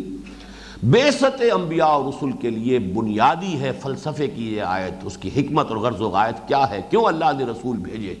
رسلا مبشرین ومنذرین لئلا یکون للناس علی اللہ حجۃ بعد الرسل۔ اب نوٹ کر لیجئے، ابھی ہم لغوی بحث کر رہے ہیں، یہ تو سارے استشہادات ہیں اس لغوی بحث کے لیے۔ شہدہ یشہد، موجود ہونا، اس سے تین اضافی مفہوم پیدا ہوئے، دیکھنا، مدد کرنا اور گواہی دینا۔ گواہی میں لازماً یا لام ہوگا یا علا ہوگا، یا گواہی کسی کے حق میں ہے یا گواہی کسی کے خلاف ہے۔ اب لام کے حوالے سے قرآن مجید میں دو جگہ آیا ہے، یا ایھا الذین آمنوا کونوا قوامین بالقسط شہداء للہ، لام کے ساتھ۔ یہ ہے آیت نمبر 135 سورہ نساء۔ اے اہل ایمان، پوری قوت کے ساتھ عدل و انصاف کو قائم کرنے والے بن کر کھڑے ہو جاؤ اور اللہ کے حق میں گواہ بن کر کھڑے ہو جاؤ۔ اللہ کے حق میں گواہی دو، اللہ کی توحید کی گواہی دو، اللہ کے دین کی گواہی دو، اللہ کی کتاب کی حقانیت کی گواہی دو۔ یہ گواہی اپنے قول سے بھی دو، اشہد ان لا الہ الا اللہ واشہد ان محمدا رسول اللہ، یہ قولی گواہی ہو رہی ہے۔ پھر تمہارا عمل گواہی دے، تم واقعتاً اللہ کے بندے بنو، تاکہ تمہارا ایک ایک عمل جو ہے گواہی دے رہا ہو کہ یہ اللہ کو اپنا مالک اور آقا مانتا ہے، اپنا الہ اور مطاع تسلیم کرتا ہے۔ تو یہ گواہی قولی بھی، گواہی عملی بھی، اور اس سے آگے گواہی کے دو اور جو ہے ڈائمنشنز ہیں، گواہی انفرادی بھی، اجتماعی بھی۔ جب آپ اللہ کے دین پر عمل کر رہے خود ایک فرد کی حیثیت سے، تو آپ نے اپنے عمل کے ذریعے سے اللہ کے حق میں گواہی دی، اور جب تک کہ ایک پوری نظام اجتماعی کو دین کے مطابق قائم کر کے دنیا کو نہیں دکھا دیتے، وہ اجتماعی گواہی تو ہے ہی نہیں۔ تم کہتے ہو اللہ کا دین سب سے اچھا نظام حیات ہے، کہاں اس کے لیے ثبوت دو بھائی، کہیں اس کا نمونہ پیش کرو، اس نظام کو قائم کر کے دکھاؤ۔ May be it's a utopia only, ہو سکتا ہے یہ صرف ایک خیالی جنت ہو، ناقابل عمل شے ہو۔ تم نے بہت اچھے جو ہے زمین و آسمان کے قلابے ملا دیے کہ دین کا نظام ایسا ہے، اس کی معاشرت ایسی، اس کی معیشت اتنی عمدہ، یہ عادلانہ ہے، اس میں ریپریشن نہیں ہے، اس میں ایکسپلائٹیشن نہیں ہے، اس میں ڈسکریمنیشن نہیں ہے۔ خوب ہے، تم نے اچھی تصنیف کر دی ہے، اچھی تقریر کی ہے، زور خطابت دکھا دیا ہے، کوئی عالم واقعہ میں نمونہ بھی تو دکھاؤ نا۔ تو گواہی یوں سمجھیے کہ پورے دین کا لفظ اس میں آ گیا، پورے دین کی معلومات، پورے دین کی تعلیمات جمع ہو گئی ایک لفظ گواہی کے اندر۔ تو یا ایھا الذین آمنوا کونوا قوامین بالقسط، وہ نظام عدل و قسط قائم کرو تاکہ تم اللہ کے گواہ بن سکو، شہداء للہ، تاکہ تم اللہ کے حق میں گواہی دو۔ جس کو اقبال نے یہ انداز اختیار کیا ہے، دے تو بھی محمد کی صداقت کی گواہی۔ محمد کی صداقت کی گواہی بھی زبان سے بھی ہوگی جب ہم کہتے ہیں اشہد ان محمدا عبدہ ورسولہ، اور آپ اپنے عمل سے گواہی دیں گے جب آپ اتباع کریں گے، اطاعت کریں گے رسول اللہ صلی اللہ علیہ وسلم کی۔ گویا کہ آپ کا پورا وجود، آپ کا ہر بنے منہ وہ اپنے گویا کہ زبان حال سے گواہی دے رہا ہوگا محمد صلی اللہ علیہ وسلم کی نبوت و رسالت کی۔ پھر دین کی گواہی دو، دین کا ایک نظام پیش کرو، اجتماعی طور پر تمہیں یہ کرنا پڑے گا، تب گواہی کا حق ادا ہوگا۔ تو میں ابھی صرف یہ سارے استشہادات ہیں، ابھی لغوی بحث مکمل نہیں ہوئی ہے کہ در حقیقت لام کے ساتھ ایک تو یہاں آیا یا ایھا الذین آمنوا کونوا قوامین بالقسط شہداء للہ، اور دوسری آیت آئی ہے سورہ نور میں، آیت نمبر 6۔ وہاں ذکر ہو رہا ہے کسی پر اگر زنا کا الزام لگایا جائے تو آپ کو معلوم ہے کہ اسلامی شریعت یہ ہے کہ 4 چشمدید گواہ اگر ہیں تو اس کے اوپر الزام ثابت ہو جائے گا، اسے سزا دی جائے گی، اور اگر نہیں ہے 3 گواہ ہیں فرض کیجئے تو پھر قذف کا حکم لگے گا اور انہیں کوڑے لگیں گے جنہوں نے یہ الزام لگایا ہے۔ بڑا سخت قانون ہے یہ، اس لیے کہ اگر زنا آپ نے کسی کو 2 افراد کو، ایک مرد ایک عورت کو کرتے ہوئے اپنی آنکھوں سے دیکھا ہے، تب بھی اگر 3 اور گواہ موجود نہیں ہے تو زبان بند رکھو، بات مت کرو۔ اس میں بڑی حکمت ہے تاکہ یہ فحاشی معاشرے میں پھیلے نہ، اس لیے کہ زنا کے تذکرے سے بھی زنا پھیلتا ہے۔ یہ سارے اخبارات میں جو سکینڈل چھپتے ہیں یہ سب کے سب در حقیقت فحاشی اور بدکاری کو بڑھانے کا سبب بنے۔ محسوس ہوتا ہے اچھا ایسے بھی ہوتا ہے، یہ بھی ایک راستہ ہے، یہ بھی ایک طریقہ ہے، یہ چیز بھی ہو رہی ہے۔ یہ در حقیقت اسی لیے کہا ان تشیع الفاحشہ، یہ کہ فحش چیز کی اشاعت معاشرے میں نہیں ہونی چاہیے۔ لہذا اگر 4 گواہ ہیں تو زبان کھولو، 4 گواہ نہیں ہے تو تم پر قذف کی جو ہے حد جاری ہو جائے گی۔ بہرحال یہاں استثناء کیا گیا، فرض کیجئے کہ کسی شوہر نے دیکھ لیا اپنی بیوی کو، اب کیا کرے؟ اس بیوی کے ساتھ کیسے گزارا کرے؟ چپ تو رہے گا، گزارا کیسے کرے گا، رہے گا کیسے؟ اب اسے اپنی بیوی کی حیثیت سے کیسے تسلیم کرے گا، کیسے رکھے گا؟ وہاں استثناء کیا گیا کہ اگر اس کے ساتھ کوئی اور گواہ نہیں ہے اس کے حق میں تو وہ 4 مرتبہ قسم کھائے، حلف اٹھائے کہ میں اللہ کو گواہ بنا کر اس کے حلف لیتے ہوئے کہہ رہا ہوں کہ اس نے زنا کیا ہے، تو وہ پھر 4 گواہیوں کے قائم مقام ہو جائے گا اس کا یہ حلف۔ اگر عورت بھی 4 دفعہ قسم کھا کر کہہ دے کہ یہ جھوٹ بول رہا ہے تو سزا تو نہیں ملے گی، لیکن اس کو بھی قذف نہیں کیا جائے گا، سیپریشن جو ہے وہ کر دی جائے گی کہ ٹھیک ہے اب یہ علیحدہ علیحدہ رہے، اب ان کے درمیان جب نوبت بہی جا رسید تو اب ان میں ساتھ نہیں رہنا۔ میں نے یہ سارا پس منظر بیان کیا، اب اس آیت پر غور کیجئے، والذین یرمون ازواجہم ولم یکن لہم شہداء الا انفسہم، لم یکن لہم شہداء، ان کے حق میں گواہی دینے والے نہ ہوں سوائے ان کی اپنی جان کے، تو پھر یہ حکم ہوگا کہ 4 مرتبہ وہ حلف اٹھا کر قسم کھا کر اگر کہیں گے تو وہ الزام ثابت ہو جائے گا۔ البتہ یہ کہ اگر عورت بھی 4 مرتبہ حلفیہ بیان دے دے اور کہے کہ مجھ پر لعنت ہو اللہ کی اگر میں نے جھوٹ بیان دیا ہو تو سزا تو نہیں ہوگی، البتہ اس پر بھی جو ہے قذف کی حد جاری نہیں ہوگی۔ یہ 2 مثالیں میں نے آپ کو دی ہیں، لام کے ساتھ کسی کے حق میں گواہی دینے کے مفہوم میں یہ لفظ آیا شہادت کا۔ باقی رہ گیا کہ علا کے ساتھ، یہ تو بے شمار مرتبہ آیا۔ البتہ علا کے ساتھ ایک تو ہے کسی کے خلاف گواہی دینا اور ایک کسی کے سر پر نگران بن کر کھڑے ہو جانا، یہ بھی ہے۔ کنت شہیداً علیہم، میں ان پر نگران تھا۔ حضرت عیسیٰ علیہ السلام کا قول ہے کہ جو اللہ تعالیٰ کی جناب میں وہ پیش کریں گے قیامت کے محاسبے کے دن کہ اللہ جب تک میں تھا میں نگران تھا، میں نے اپنے پیروکاروں کو ہرگز نہیں کہا یا عیسیٰ ابن مریم انت قلت للناس اتخذونی و امی الہین، اے مریم کے بیٹے عیسیٰ کیا تم نے کہا تھا اپنے ماننے والوں سے، اپنے لوگوں سے کہ مجھے اور میری ماں کو بھی اللہ کے ساتھ معبودوں کی فہرست میں شامل کر لینا؟ بہرحال وہ جو بھی ان کا طرز عمل ہے اس سے پھر اعلان برات کریں گے حضرت عیسیٰ اور کہیں گے کنت شہیداً علیہم، میں ان پر نگران تھا، جب تک میں ان کے ہاں موجود تھا میں نے ایسی کوئی بات نہیں کی پروردگار، اب باقی میرے بعد جو کچھ انہوں نے کیا ہے تو وہ تو پھر تیری ہی نگرانی ہے، تو ہی جانتا ہے، تو ہی بہتر جو ہے علم رکھنے والا ہے۔ تو اعلیٰ کے ساتھ نگرانی کے لیے بھی لفظ آ جاتا ہے، موجود ہے اور موجود ہو کر دیکھ رہا ہے اور نگرانی کر رہا ہے، لیکن یہ کہ زیادہ تر یہ گواہی میں خلاف دینے کے لیے، اب اس کے لیے میں ایک آیت آپ کو سنا رہا ہوں، یہ ایک آیت کافی ہو جائے گی اس لیے کہ اس میں 2 مرتبہ یہ اعلیٰ کے ساتھ گواہی آ رہی ہے۔ یہ جو ہے سورہ حامیم سجدہ کی آیت ہے، حتی اذا جاؤہا، جب یہ لوگ پہنچیں گے، یہ قیامت کے محاسبے کا اور جو عدالت اخروی ہے اس کا تذکرہ ہو رہا ہے، شہد علیہم سمعہم و ابصارہم و جلودہم بما کانوا یعملون، ان کے خلاف گواہی دیں گے ان کے کان اور ان کی آنکھیں اور ان کی کھالیں، ان چیزوں کی جو وہ کر رہے تھے۔ یہاں گواہی دے گی اے اللہ اس نے میرے ذریعے سے نامحرموں کو دیکھا اور اس سے لذت حاصل کی، جسے حدیث نے کہا ہے یہ آنکھ کا زنا ہے، اے اللہ اس بدبخت نے مجھے زنا کے لیے استعمال کیا۔ یہ ہاتھ گواہی دیں گے، یہ پیر گواہی دیں گے، یہ کھالیں گواہی دیں گی، آنکھیں گواہی دیں گی، کان گواہی دیں گے، اور گواہی خلاف۔ حتی اذا ما جاؤوها شہد علیہم سمعہم وابصارہم وجلودہم بما کانوا یعملون وقالوا لجلودہم، اب وہ کہیں گے گھبرا کر اپنی کھالوں سے، لما شہدتم علینا، کیوں تم نے گواہی دی ہمارے خلاف؟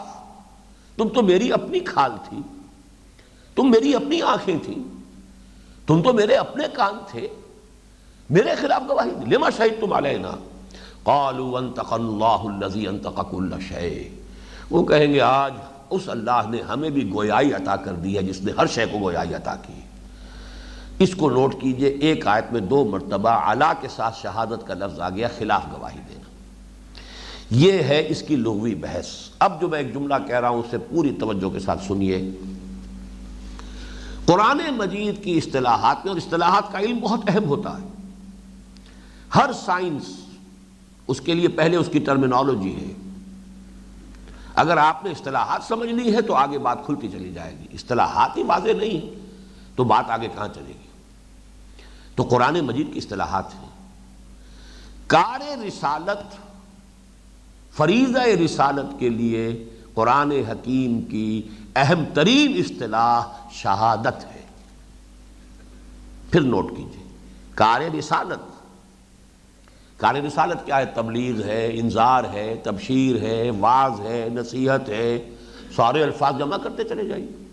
تعلیم ہے، تربیت ہے، تزکیہ ہے، سبھی کام کرتے تھے نا، حضور نے کیا نہیں کیا؟ تذکیر ہے، تبلیغ ہے، تبیین ہے، تعلیم ہے، انذار ہے، تبشیر ہے، واعظ ہے، نصیحت ہے، یہ تمام الفاظ جمع کر لیجیے۔ ان سب کو جمع کر کے ان سب کا مقصود شہادت علی الناس، ان سب سے جو شے پیش نظر ہے لوگوں پر حجت قائم کر دینا کہ اللہ کی عدالت میں کھڑے ہو کر وہ یہ نہ کہہ سکیں، اگنورنس کی بنیاد پر اپنے لیے کوئی حجت، کوئی بہانہ، کوئی عذر پیش نہ کر سکیں، اے اللہ ہم تک تو بات پہنچی نہیں، ہم تک تو کسی نے تیرا پیغام پہنچایا نہیں۔ لہذا اتمام حجت اور قطع عذر کے لیے قرآن مجید کی اصطلاح، بنیادی اصطلاح یہ ہے شہادت علی الناس۔ اب اس کے لیے 2 آیتیں تو چھوٹی چھوٹی ذہن میں رکھیے، اور یہ اس لیے کہ یہ اکثر کو یاد ہوں گی، جن کا بھی دینی مزاج ہے وہی لوگ آخر درس سننے آتے ہیں۔ ایک تو وہ مشہور آیت ہے کہ جو سیرت النبی صلی اللہ علیہ وسلم کی تقاریر میں کثرت کے ساتھ عنوان کے طور پر استعمال ہوتی ہے، یا ایھا النبی انا ارسلناک شاہدا ومبشرا ونذیرا وداعیا الی اللہ باذنہ وسراجا منیرا۔ سیرت کی کتنی تقاریر میں آپ نے بھی سنی ہوگی یہ آیت مبارکہ۔ عجیب بات ہے، یہاں پہ اس آیت کا ایک حصہ جو ہے میرے موضوع سے متعلق نہیں ہے لیکن نکتہ ہے، یا ایھا النبی انا ارسلناک، یہاں وہ نبی اور رسول کا فرق جو ہے واضح ہو گیا۔ نبی جیسا کہ میں نے عرض کیا تھا ایک شخصی مرتبہ ہے، اور منصب جس پر کہ انہیں بھیجا گیا وہ رسالت ہے۔ نبی نبی ہے جب تک کہ کسی قوم یا کسی شہر یا کسی ملک کی طرف تعین کے ساتھ اسے بھیجا نہیں گیا، جب تک کہ اپوائنٹمنٹ نہیں ملا۔ C S P, C S S cadre ہے، سی ایس پی ہے، جب اسے اپوائنٹمنٹ ملا ہے ڈپٹی کمشنر ساہیوال، اب وہ اس کا منصب ہے۔ بالکل اسی طریقے سے نبی جب معین کر کے بھیجا جاتا تو رسول ہے۔ یا ایھا النبی، بنیادی حیثیت محمد الرسول اللہ کی نبی ہے۔ میں نے آپ کو وہ فیکٹس اینڈ فگرز بھی دیے تھے جب بحث ہم کر رہے تھے، قرآن مجید میں کتنی مرتبہ حضور کو یا ایھا النبی کہا گیا۔ اصل مرتبہ ذاتی نبوت ہے، رسالت تو ایک منصب ہے۔ پورے قرآن میں شاید 2 مرتبہ یا ایھا الرسول کہا گیا، اکثر و بیشتر یا ایھا النبی، یا ایھا النبی، یا ایھا النبی انا ارسلناک، اب ارسلناک پہلا لفظ آیا ہے شاہدن، گویا کہ اس میں باقی ساری حیثیتیں کور ہو گئی ہیں، شاہدا ومبشرا ونذیرا وداعیا الی اللہ باذنہ وسراجا منیرا، ہم نے آپ کو گواہ بنا کر بھیجا ہے۔ اچھا، یہاں امکان موجود ہے کہ گواہی یہاں لام کے ساتھ ہو، اس لیے کہ نہ یہاں لام ہے نہ علا ہے، مجرد گواہی ہے۔ ہم نے آپ کو بھیجا ہے بطور گواہ بنا کر، اور منذر اور نذیر بنا کر، مبشر اور بشیر بنا کر، اللہ کی طرف بلانے والا، داعی اللہ باذنہ بنا کر، سراجا منیرا، ہدایت کا ایک روشن چراغ بنا کر۔ اب دوسری آیت اس کے ساتھ ٹانک لیجئے، یہ سورہ مزمل کی آیت ہے۔ انا ارسلنا الیکم رسولا شاہدا علیکم کما ارسلنا الی فرعون رسولا۔ دیکھو ہم نے بھیج دیا ہے تمہاری طرف اپنا ایک رسول، تمہارے خلاف گواہ بنا کر یا تم پر گواہ بنا کر۔ الا کا ویسے ترجمہ کیجئے تو پر، لیکن یہ کہ جو وضاحت میں کر چکا ہوں، الا آتا ہے در حقیقت کسی کی مخالفت کے لیے، تمہارے خلاف گواہی دینے والا ہوگا محمد صلی اللہ علیہ وسلم، کما ارسلنا الی فرعون رسولا، جیسے کہ ہم نے بھیجا تھا فرعون کی طرف رسول۔ فعصا فرعون الرسول فاخذناہ اخذا وبیلا، فرعون نے رسول کی نافرمانی کی تو ہم نے پکڑا اسے وبال والا پکڑنا۔ فَكَيْفَ تَتَّقُونَ إِن كَفَرْتُمْ، کیسے بچو گے تم اگر تم نے کفر کی روش اختیار کی۔ یہ پر جلال پر ہیبت آیت ہے، لیکن یہاں نوٹ کر لیجئے کہ رسول کے لیے جب بھی آتا ہے وہ در حقیقت شاہد علی، یا ایھا النبی انا ارسلناک شاہدا ومبشرا ونذیرا وداعیا الی اللہ باذنہ وسراجا منیرا، سورہ احزاب کی آیت ہے یہ۔ اور سورہ مزمل میں اس کی وضاحت ہو گئی، انا ارسلنا الیکم رسولا شاہدا علیکم کما ارسلنا الی فرعون رسولا۔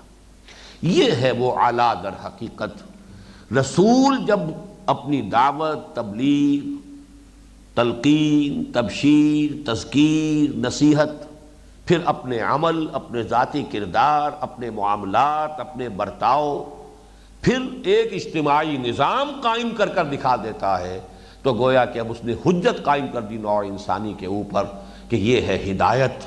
ہدایت روشن ہو گئی، لِيُحِقَّ الْحَقَّ وَيُبْطِلَ الْبَاطِلَ، تاکہ حق کا حق ہونا ثابت کر دے اور باطل کا باطل ہونا ثابت کر دے۔ جب یہ کر دیا، اب یہ شہادت حجت قائم ہو گئی۔ اس کا ظہور خلاف ہونے کے درجے میں کب آئے گا؟ قیامت کے دن اب رسول کھڑا ہوگا پروزیکیوشن وٹنس کی حیثیت سے۔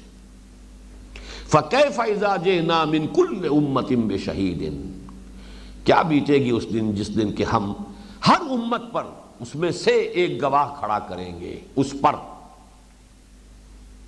اور وہ گواہ جو ہے وَجِئْنَا بِكَ عَلَىٰ هَٰؤُلَاءِ شَهِيدًا، اور اے نبی صلی اللہ علیہ وسلم ہم آپ کو لائیں گے ان کے خلاف گواہ بنا کر۔ یعنی رسول سب سے پہلے پروزیکیوشن وٹنس کی حیثیت سے کہے گا پروردگار تیری جو ہدایت مجھ تک آئی تھی میں نے پہنچا دی تھی، ناؤ دے آر ریسپانسبل، اب یہ جواب دہ ہے، یہ نہیں کہہ سکتے کہ میں نے پہنچایا نہیں۔ یہ گواہی حق میں ثابت ہوئی کہ خلاف؟ اگر تو رسول کی طرف سے کوتاہی ہو گئی ہوتی تو حجت رسول پر قائم ہوتی، اے اللہ انہوں نے ہمیں پہنچائی نہیں بات تیری، آسک ہم، ذمہ دار وہ ہے۔ میں نے ہمیشہ اس کی مثال دی ہے، آج پھر دوہرا رہا ہوں تاکہ یکجا یہ مضامین پھر جمع ہو جائیں۔ آپ نے کوئی پیغام بھیجا اپنے کسی دوست کو، عزیز کو، کسی کے ذریعے کہ کل شام تک بھائی یہ کام کرنا ہے، ضروری، نہیں کرو گے میرا بڑا نقصان ہو جائے گا۔ کام نہیں ہوا، آپ کا نقصان ہو گیا، آپ غصے میں آگ بگولا گئے اور اپنے اس عزیز اور دوست سے آپ نے شکایت کی، تمہیں میں نے پیغام بھیجا تھا، تم نے یہ کام نہیں کیا اور میرا نقصان ہو گیا، کون ذمہ دار ہے؟ اگر وہ ایک جملہ کہہ دے کہ بھائی مجھے تو آپ کا پیغام پہنچا ہی نہیں، آپ کا الزام، آپ کی شکایت ختم ہو گئی کہ نہیں؟ جھاگ کی طرح بیٹھ جائیں گے کہ نہیں؟ اب سارا غصہ کس پر آئے گا؟ اب آپ جا کر اس سے پوچھیں گے جس کے ذریعے سے پیغام بھیجا تھا، بھلے آدمی تمہارے ذریعے میں نے اتنا اہم پیغام بھیجا اور تم نے وہ پیغام پہنچایا نہیں، میرے نقصان کے ذمہ دار تم ہو۔ بس یہ ہے مسئلہ، سیدھا سیدھا مثلث یہی ہے ہمیشہ۔ اللہ نے بھیجا رسول کو، رسول نے پہنچا دیا، وہ بری، ذمہ داری قوم پر۔ رسول نے پہنچانے میں کوتاہی کی، قوم بری، ذمہ داری رسول پر۔ یہ صرف فرض کے درجے میں کہہ رہا ہوں، بفرض محال، اس کا کوئی امکان نہیں کہ رسول کوتاہی کرے۔ البتہ ایک چھوٹی سی مثال سے یہ بات واضح ہو جائے گی. پہلے تو آیت نوٹ کر لیجئے، سورہ اعراف کی آیت نمبر 6. وَلَنَسْأَلَنَّ الَّذِينَ أُرْسِلَ إِلَيْهِمْ وَلَنَسْأَلَنَّ الْمُرْسَلِينَ. ہم لازماً پوچھ کر رہیں گے ان سے بھی کہ جن کی طرف رسولوں کو بھیجا، اور ہم لازماً پوچھیں گے رسولوں سے بھی. وہی مثلث، تم نے پیغام پہنچا دیا تھا، پروردگار میں نے پہنچا دیا، میں نے کوئی کمی نہیں کی، کوئی اضافہ نہیں کیا. پروردگار چاہے انہوں نے گالیاں دیں، چاہے انہوں نے اعراض کیا، چاہے انہوں نے مجھے ستایا، پروردگار میں نے تیری بات پہنچائی. رسول بری ہو گئے، اب تم بات کرو. اور خدا نہ خواستہ بالفرض، اور یہ مضمون بھی قرآن میں موجود ہے، یا ایھا الرسول بلغ ما انزل الیک من ربک وان لم تفعل فما بلغت رسالتہ. اے رسول صلی اللہ علیہ وسلم، پہنچا دو جو کچھ کے نازل ہوا ہے تم پر تمہارے رب کی طرف سے. اور اگر یہاں میں پھر مجبور ہوں کہ بفرض محال، اگر تم نے ایسا نہ کیا تو فریضہ رسالت ادا نہیں ہوگا.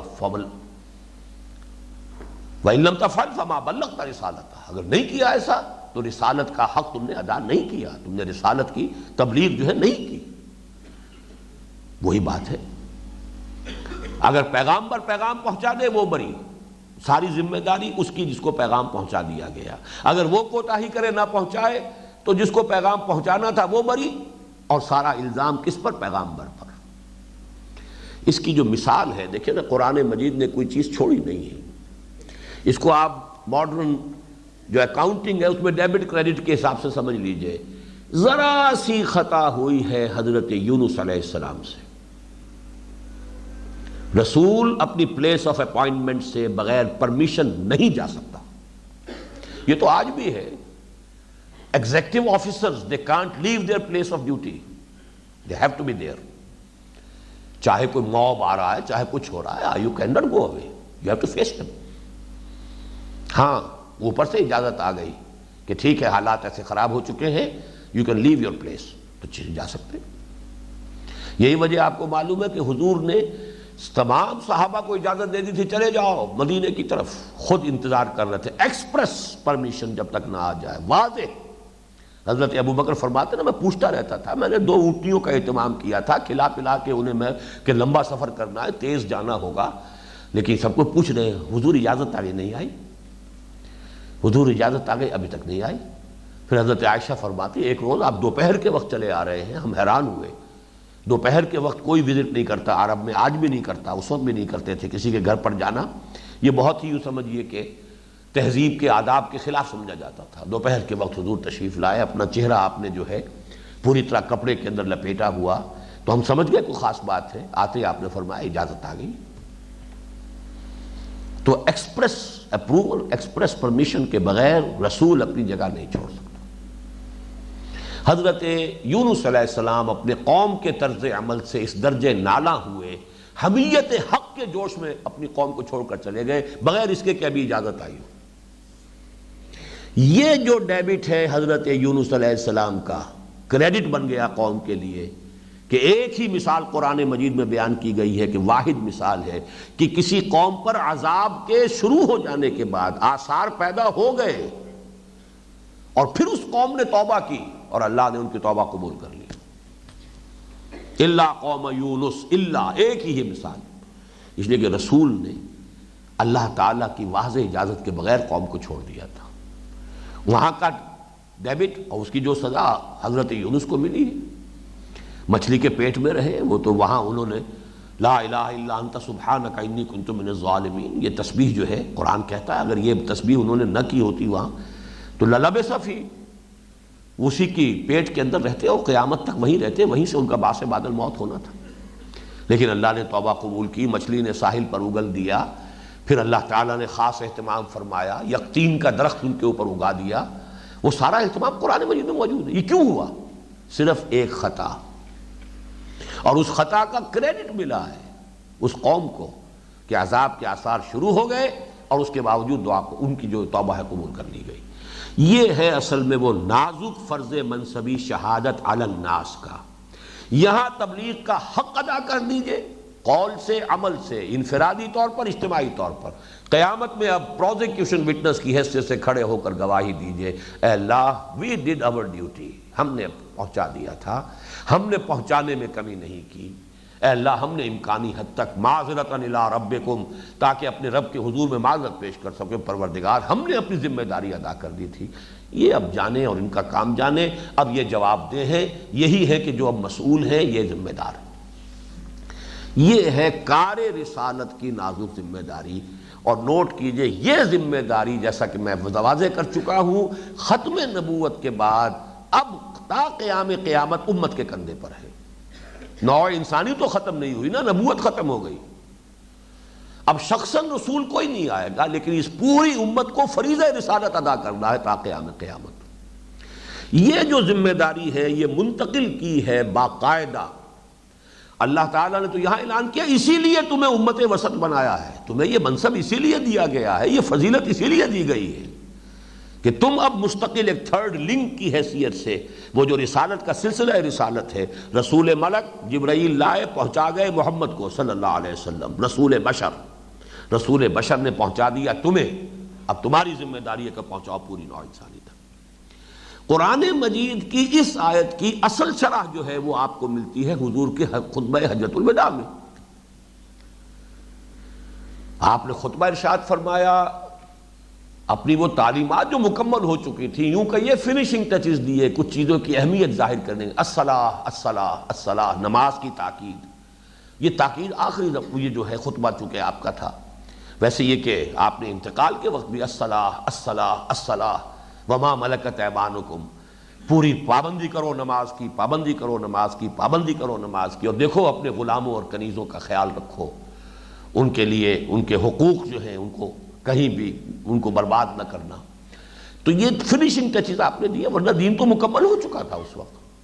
اور اس کے بعد خطبے کے آخر میں سوال کیا، الا هل بلغت، لوگوں میں نے پہنچا دیا کہ نہیں؟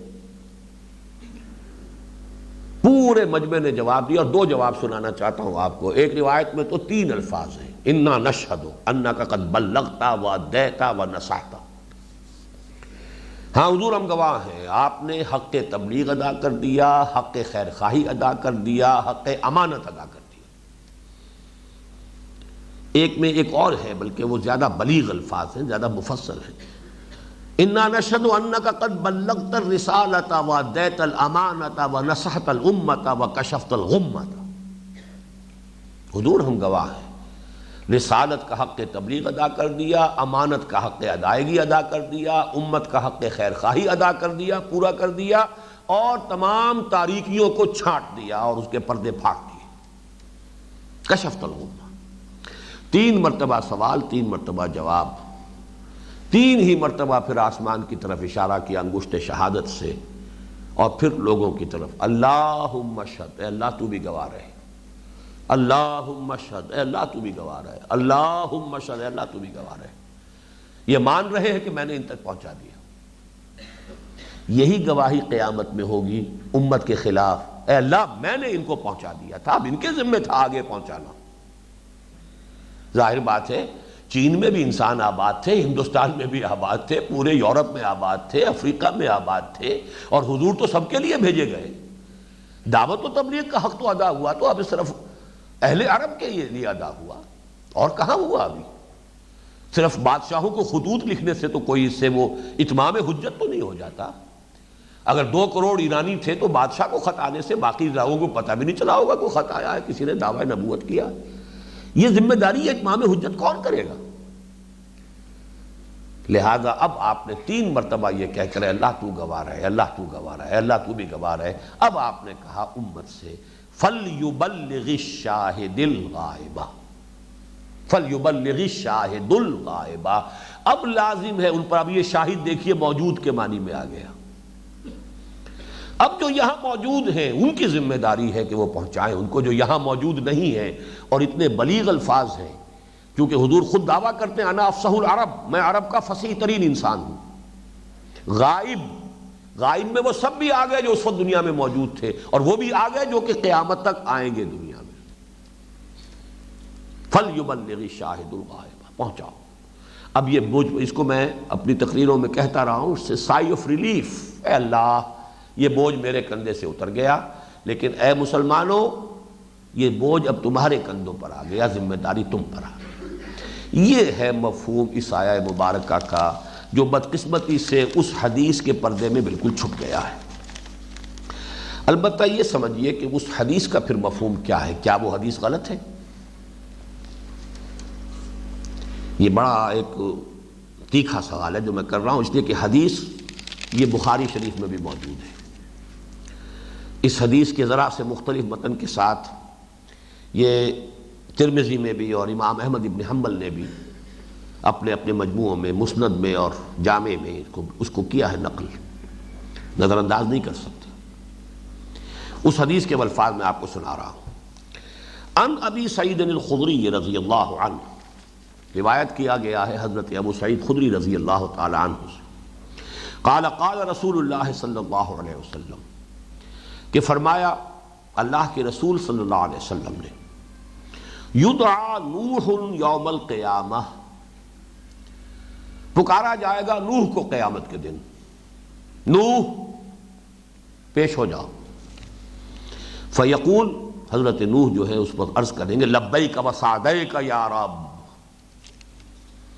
اب یہ کہ الرب رب وان تنزل والعبد عبد وان ترقى، بندہ کتنا ہی بلند ہو جائے بندہ ہی رہے گا، چاہے نوح ہو چاہے محمد ہو صلی اللہ علیہ وسلم، مقام بندگی سے تو تجاوز نہیں ہے، وہ اللہ ہے، اس کی شان ہے، ذو الجلال والاکرام۔ پکارے گا نوح لبیک و سعدیک یا رب، پروردگار حاضر ہوں، فیقول هل بلغت، اب اللہ تعالیٰ فرمائیں گے تم نے پہنچا دیا تھا، فیقول نعم، عرض کریں گے جی پہنچا دیا تھا، فیقال لامتہ، اب کہا جائے گا ان کی امت سے، هل بلغکم، کیا ہمارے اس بندے نے تمہیں پہنچا دیا تھا پیغام ہمارا؟ فیقول ما اتانا من نذیر، وہ کہیں گے نہیں ہمارے پاس کوئی خبردار کرنے والا نہیں آیا۔ فیقول من یشہد لک، اب دیکھیے لام کے ساتھ گواہی آئی ہے، اللہ فرمائے گا اے نوح تمہارا گواہ کون ہے، کون ہے جو تمہارے حق میں گواہی دے؟ من یشہد لک، فیقول محمد و امتہ، محمد گواہی دینے کے لیے موجود ہے، ان کی امت گواہی دینے کے لیے موجود ہے۔ فیشہدون انہ قد بلغ، پھر وہ یعنی حضور بھی اور تمام جو امت ہے وہ بھی گواہی دے گی کہ جی ہم گواہ ہیں کہ حضرت نوح نے اپنا فریضہ رسالت ادا کر دیا تھا۔ اس روایت میں وہ الفاظ نہیں ہیں، بعض دوسری روایات میں اضافی ہیں، اس پر وہ واویلا نہ کریں گے، یہ کون ہوتے گواہی دینے والے، یہ تو بعد میں آئے ہیں، ان کا وجود ہی نہیں تھا جب ہمارا یہ معاملہ ہوا ہے، یہ موجود ہی نہیں تھے۔ تو وہ کہیں گے کہ ہم یقین کے ساتھ، قرآن میں ہمیں اللہ نے اطلاع دی، محمد رسول اللہ نے ہمیں خبر دی، ہم اس کی بنا پر یقین۔ یہ مفہوم گویا کہ لیا گیا، فَذَلِكَ قَوْلُهُ جَلَّ ذِكْرُهُ وَكَذَلِكَ جَعَلْنَاكُمْ أُمَّةً وَسَطًا لِتَكُونُوا شُهَدَاءَ عَلَى النَّاسِ وَيَكُونَ الرَّسُولُ عَلَيْكُمْ شَهِيدًا۔ یہ ہے مفہوم اس آیت مبارکہ کا جو ابھی آیت ہم نے پڑھی ہے۔ اب اس کے ضمن میں جو میری گزارشات ہیں وہ نوٹ کر لیجئے۔ پہلی بات تو یہ کہ اس حدیث میں جو قرآن مجید میں جو تذکرہ ہوا ہے بہت سے مقامات پر، اس کے خلاف ایک بات آئی ہے۔ قرآن مجید میں جہاں بھی آیا ہے، کیا تمہارے پاس کوئی نذیر نہیں آیا؟ قالوا بلا قد جاءنا نذیر فکذبنا وقلنا ما نزل اللہ من شیء، وہاں تو جواب یہ آ رہا ہے کہ وہ کہیں گے کیوں نہیں، آئے تھے ہمارے پاس ایک نذیر، لیکن ہم نے انہیں جھٹلا دیا، ہم نے کہا کہ کوئی شے نازل نہیں کی اللہ نے۔ تو یہ تعارض ہو گیا قرآن کا حدیث سے۔ اس کی تعویل کیا ہے، حل کیا ہے؟ حل یہ ہے قرآن مجید میں قیامت اور اس کے مختلف مراحل ہیں، ان کی جو خبریں دی گئی ہیں ان میں ایسی کنٹرڈکشنز اور بھی موجود ہیں۔ مثلا یہ بھی کنٹرڈکشن موجود ہے کہ اس روز ہم ان کے منہ پر مہر لگا دیں گے، وہ بات ہی نہیں کر سکیں گے، وہ چپ رہ جائیں گے۔ یہ بھی ہے کہ وہ بات کریں گے، جواب دیں گے اور یہ کہیں گے۔ اس کی تعویل کیا ہوگی، تطبیق کیا ہوگی کہ یہ مختلف مراحل ہیں، کوئی شے غلط نہیں ہے، کوئی بات جھوٹی نہیں ہے، لیکن اس کے نہ معلوم کتنے مراحل ہیں اس محاسبے کے، ہر مرحلے کے اوپر ایک بات ہے کہ جو ہو رہی ہے۔ اس حوالے سے ہم نے جب ان دونوں چیزوں کی تطبیق کی، انہیں مان لیا، بعین ہی یہی بات یہاں ہوگی کہ یہ بھی مرحلہ ایک ہے، یہ بھی ایک حقیقت کے طور پر، یہ بھی ایک واقعہ ہے جس کی خبر دے رہے محمد الرسول اللہ صلی اللہ علیہ وسلم، لیکن ایک بات، ایک مفہوم وہ بھی ہے کہ جو اس طریقے سے قرآن مجید کے نظائر سے القرآن یفسر بعضہ بعضا کے حوالے سے جو نتیجہ برآمد ہو رہا ہے وہ اپنی جگہ پر حق ہے، یہ واقعہ اپنی جگہ پر ہے، اور اس میں ایک امکان اور بھی ہے۔ یہ میں بڑی جرأت اور جسارت کر رہا ہوں اپنے مقام سے تجاوز کرتے ہوئے، جو میں نے پہلے کبھی ایسی جسارت نہیں کی ہے، وہ یہ کہ آخری الفاظ ہو سکتا ہے کہ کسی راوی کا اضافہ ہو، کہ حضور کے الفاظ تو وہاں ختم ہو گئے کہ امت گواہی دے گی کہ پہنچا دیا تھا، فَيَشْهَدُونَ أَنَّهُ قَدْ بَلَغَ۔ اب آگے کہ یہ ہے اصل مفہوم اس آیت کا، یہ حضور صلی اللہ علیہ وسلم کے الفاظ بھی ہو سکتے ہیں، اور یہ بھی ہو سکتا ہے کہ جس نے سنا ہے، حضرت ابو سعید خدری رضی اللہ تعالی عنہ، انہوں نے حضور کے اس قول کا مطلب یہ سمجھا ہو کہ یہ مفہوم ہے اس آیت مبارکہ کا کہ وَكَذَلِكَ جَعَلْنَاكُمْ أُمَّةً وَسَطًا لِتَكُونُوا شُهَدَاءَ عَلَى النَّاسِ وَيَكُونَ الرَّسُولُ عَلَيْكُمْ شَهِيدًا۔ اس لیے کہ یہ سب مانتے ہیں کہ حدیث نبوی روایت بالمعنی ہے، باللفظ اس کی صحت کا دعویٰ نہیں ہے، باللفظ صحت کا دعویٰ صرف قرآن کا ہے، قرآن میں ایک ایک لفظ، ایک ایک حرف کی صحت کی ضمانت ہے، حدیث میں نہیں ہے، جس کا سب سے بڑا ثبوت یہ ہے کہ جس حدیث کو ام السنہ کہا گیا ہے، حدیث جبرائیل، اس کی اگر 5 صحابہ سے روایتیں، 5 مختلف، باریک باریک فرق ہے۔ 5 آدمیوں کو میں بٹھا کر ابھی ایک بات کہتا ہوں، 1 گھنٹے کے بعد آپ 5 سے سٹیٹمنٹ لیجئے، بات یقیناً وہی ہوگی، الفاظ تھوڑے سے بدل جائیں گے، ہر شخص جو ہے اپنے ذہن کے مطابق، اپنی وکیبلری کے مطابق اس مفہوم کو ادا کرے گا۔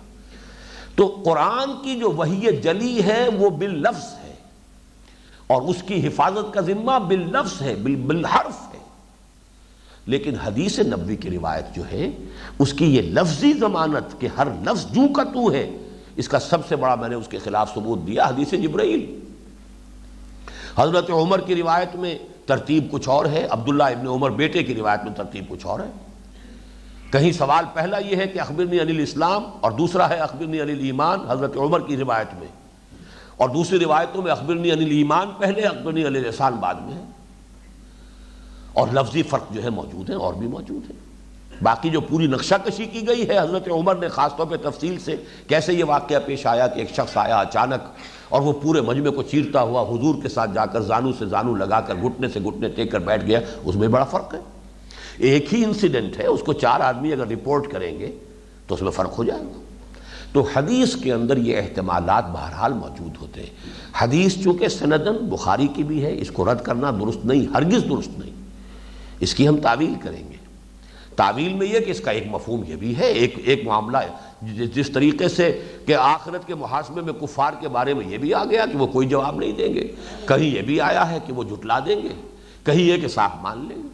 یہاں پر یہ کہ انہوں نے کہا کہ جھٹلا دیا کہ ہمارے پاس کوئی نہیں آیا، اور یہ کہ قرآن مجید میں کتنی جگہوں پر ہے بلا قد جاءنا نذیر فکذبنا وقلنا ما نزل اللہ من شیء، یہ تو سورہ ملک میں ہے، اسی طرح سورہ زمر کے آخر میں ہے الم یاتکم نذیر، لیکن یہ کہ اس کے بعد جواب جو ہے وہ یہ آئے تھے ہمارے پاس خبردار کرنے والے، لیکن ہماری شامت اعمال ہم نے ان کی تکذیب کر دی۔ تو جس طریقے سے یہ دونوں قول قرآن مجید کے، ان کی تطبیق کیا ہے، یہ مختلف مراحل کی بات ہو سکتی ہے، اسی طریقے سے اس حدیث کے اندر اور اس قرآن مجید کی آیت میں بھی تطبیق اسی طور سے بھی ہو سکتی ہے کہ یہ دونوں اپنی جگہ پر برحق ہوں، 2 مختلف واقعات ہیں جن کا تذکرہ ہو رہا ہے۔ اور یہ بھی ہو سکتا ہے، اب اس میں نے بلکہ نوٹ کرا دیا تھا کہ حدیث کے متن میں لک کا لفظ آیا ہے، آپ کے حق میں کوئی گواہ ہے، جبکہ قرآن میں دونوں جگہ علی کا لفظ آیا ہے، کذالک جعلناکم امۃ وسطا لتکونوا شہداء علی الناس ویکون الرسول علیکم شہیدا، وہ علی کے ساتھ تکرار کے ساتھ ہے، یہاں پہ لام کے ساتھ بات آئی ہے۔ تو بہرحال یہ ایک امکان ہے واللہ عالم کہ یہ جو حدیث کا آخری ٹکڑا ہے یہ راوی کا اپنا اضافہ ہو، یہ بھی ہو سکتا ہے ابو سعید خدری کا نہیں، ان کے بعد جس تابعی نے اس حدیث کو آگے روایت کیا ہے اس سے یہ تشابہ ہو گیا ہو، اس نے اپنی ایک رائے کو وہاں شامل ایسے کر دیا کہ اگلے راوی نے سمجھا کہ یہ بھی حضور صلی اللہ علیہ وسلم کے قول میں شامل ہے، یہ امکان میرے نزدیک ہے۔ بہرحال اپنی جگہ پر اس آیہ مبارکہ کا یہ مفہوم کہ یہ اصل میں امت کے فرض منصبی کی طرف اشارہ ہے۔ اس کے لیے دلیل جو میں دے رہا ہوں وہ کیا ہے؟ میں نے آپ کو بتایا کہ 2 جگہ یہ آیت آئی ہے یہ مفہوم کے اعتبار سے۔ سورہ حج کے آخر میں وہاں جہاد کا حکم پہلے آیا ہے، تو گواہی دینے کے لیے کسی کے حق میں تو کوئی جہاد نہیں ہوتا۔ حضرت نوح علیہ السلام کی حقانیت کے لیے گواہی پیش کرنے کے لیے کون سا جہاد ہے وہاں؟ فرمایا جاہدوا فی اللہ حق جہادہ هو اجتباکم، جہاد کرو، محنت کرو، جاں فشانی کرو اللہ کے لیے جتنا کہ اس کے لیے جہاد کا حق ہے، اس نے تمہیں چن لیا ہے۔ اور کس لیے جہاد کرو؟ لِيَكُونَ الرَّسُولُ شَهِيدًا عَلَيْكُمْ وَتَكُونُوا شُهَدَاءَ عَلَى النَّاسِ، جیسے رسول نے جہاد کیا ہے، محنتیں کی ہے، مشقت جھیلی ہے، قربانیاں دی ہیں اور تمہارے اوپر حجت قائم کی ہے، ایسے ہی تم جہاد کرو۔ تو جہاد کا جس شہادت کے ساتھ کوئی منطقی ربط بنتا ہے وہ تو یہ شہادت کا تصور ہے، نہ کہ وہ جس کا کہ ذکر حدیث میں آ رہا ہے۔ بین ہی یہی ترتیب، لیکن عکسی ترتیب، جیسا کہ میں نے عرض کیا، جیسے اس یہاں پر ہے کہ رسول کا ذکر پہلے اور امت کا بعد میں، لِيَكُونَ الرَّسُولُ شَهِيدًا عَلَيْكُمْ وَتَكُونُوا شُهَدَاءَ عَلَى النَّاسِ۔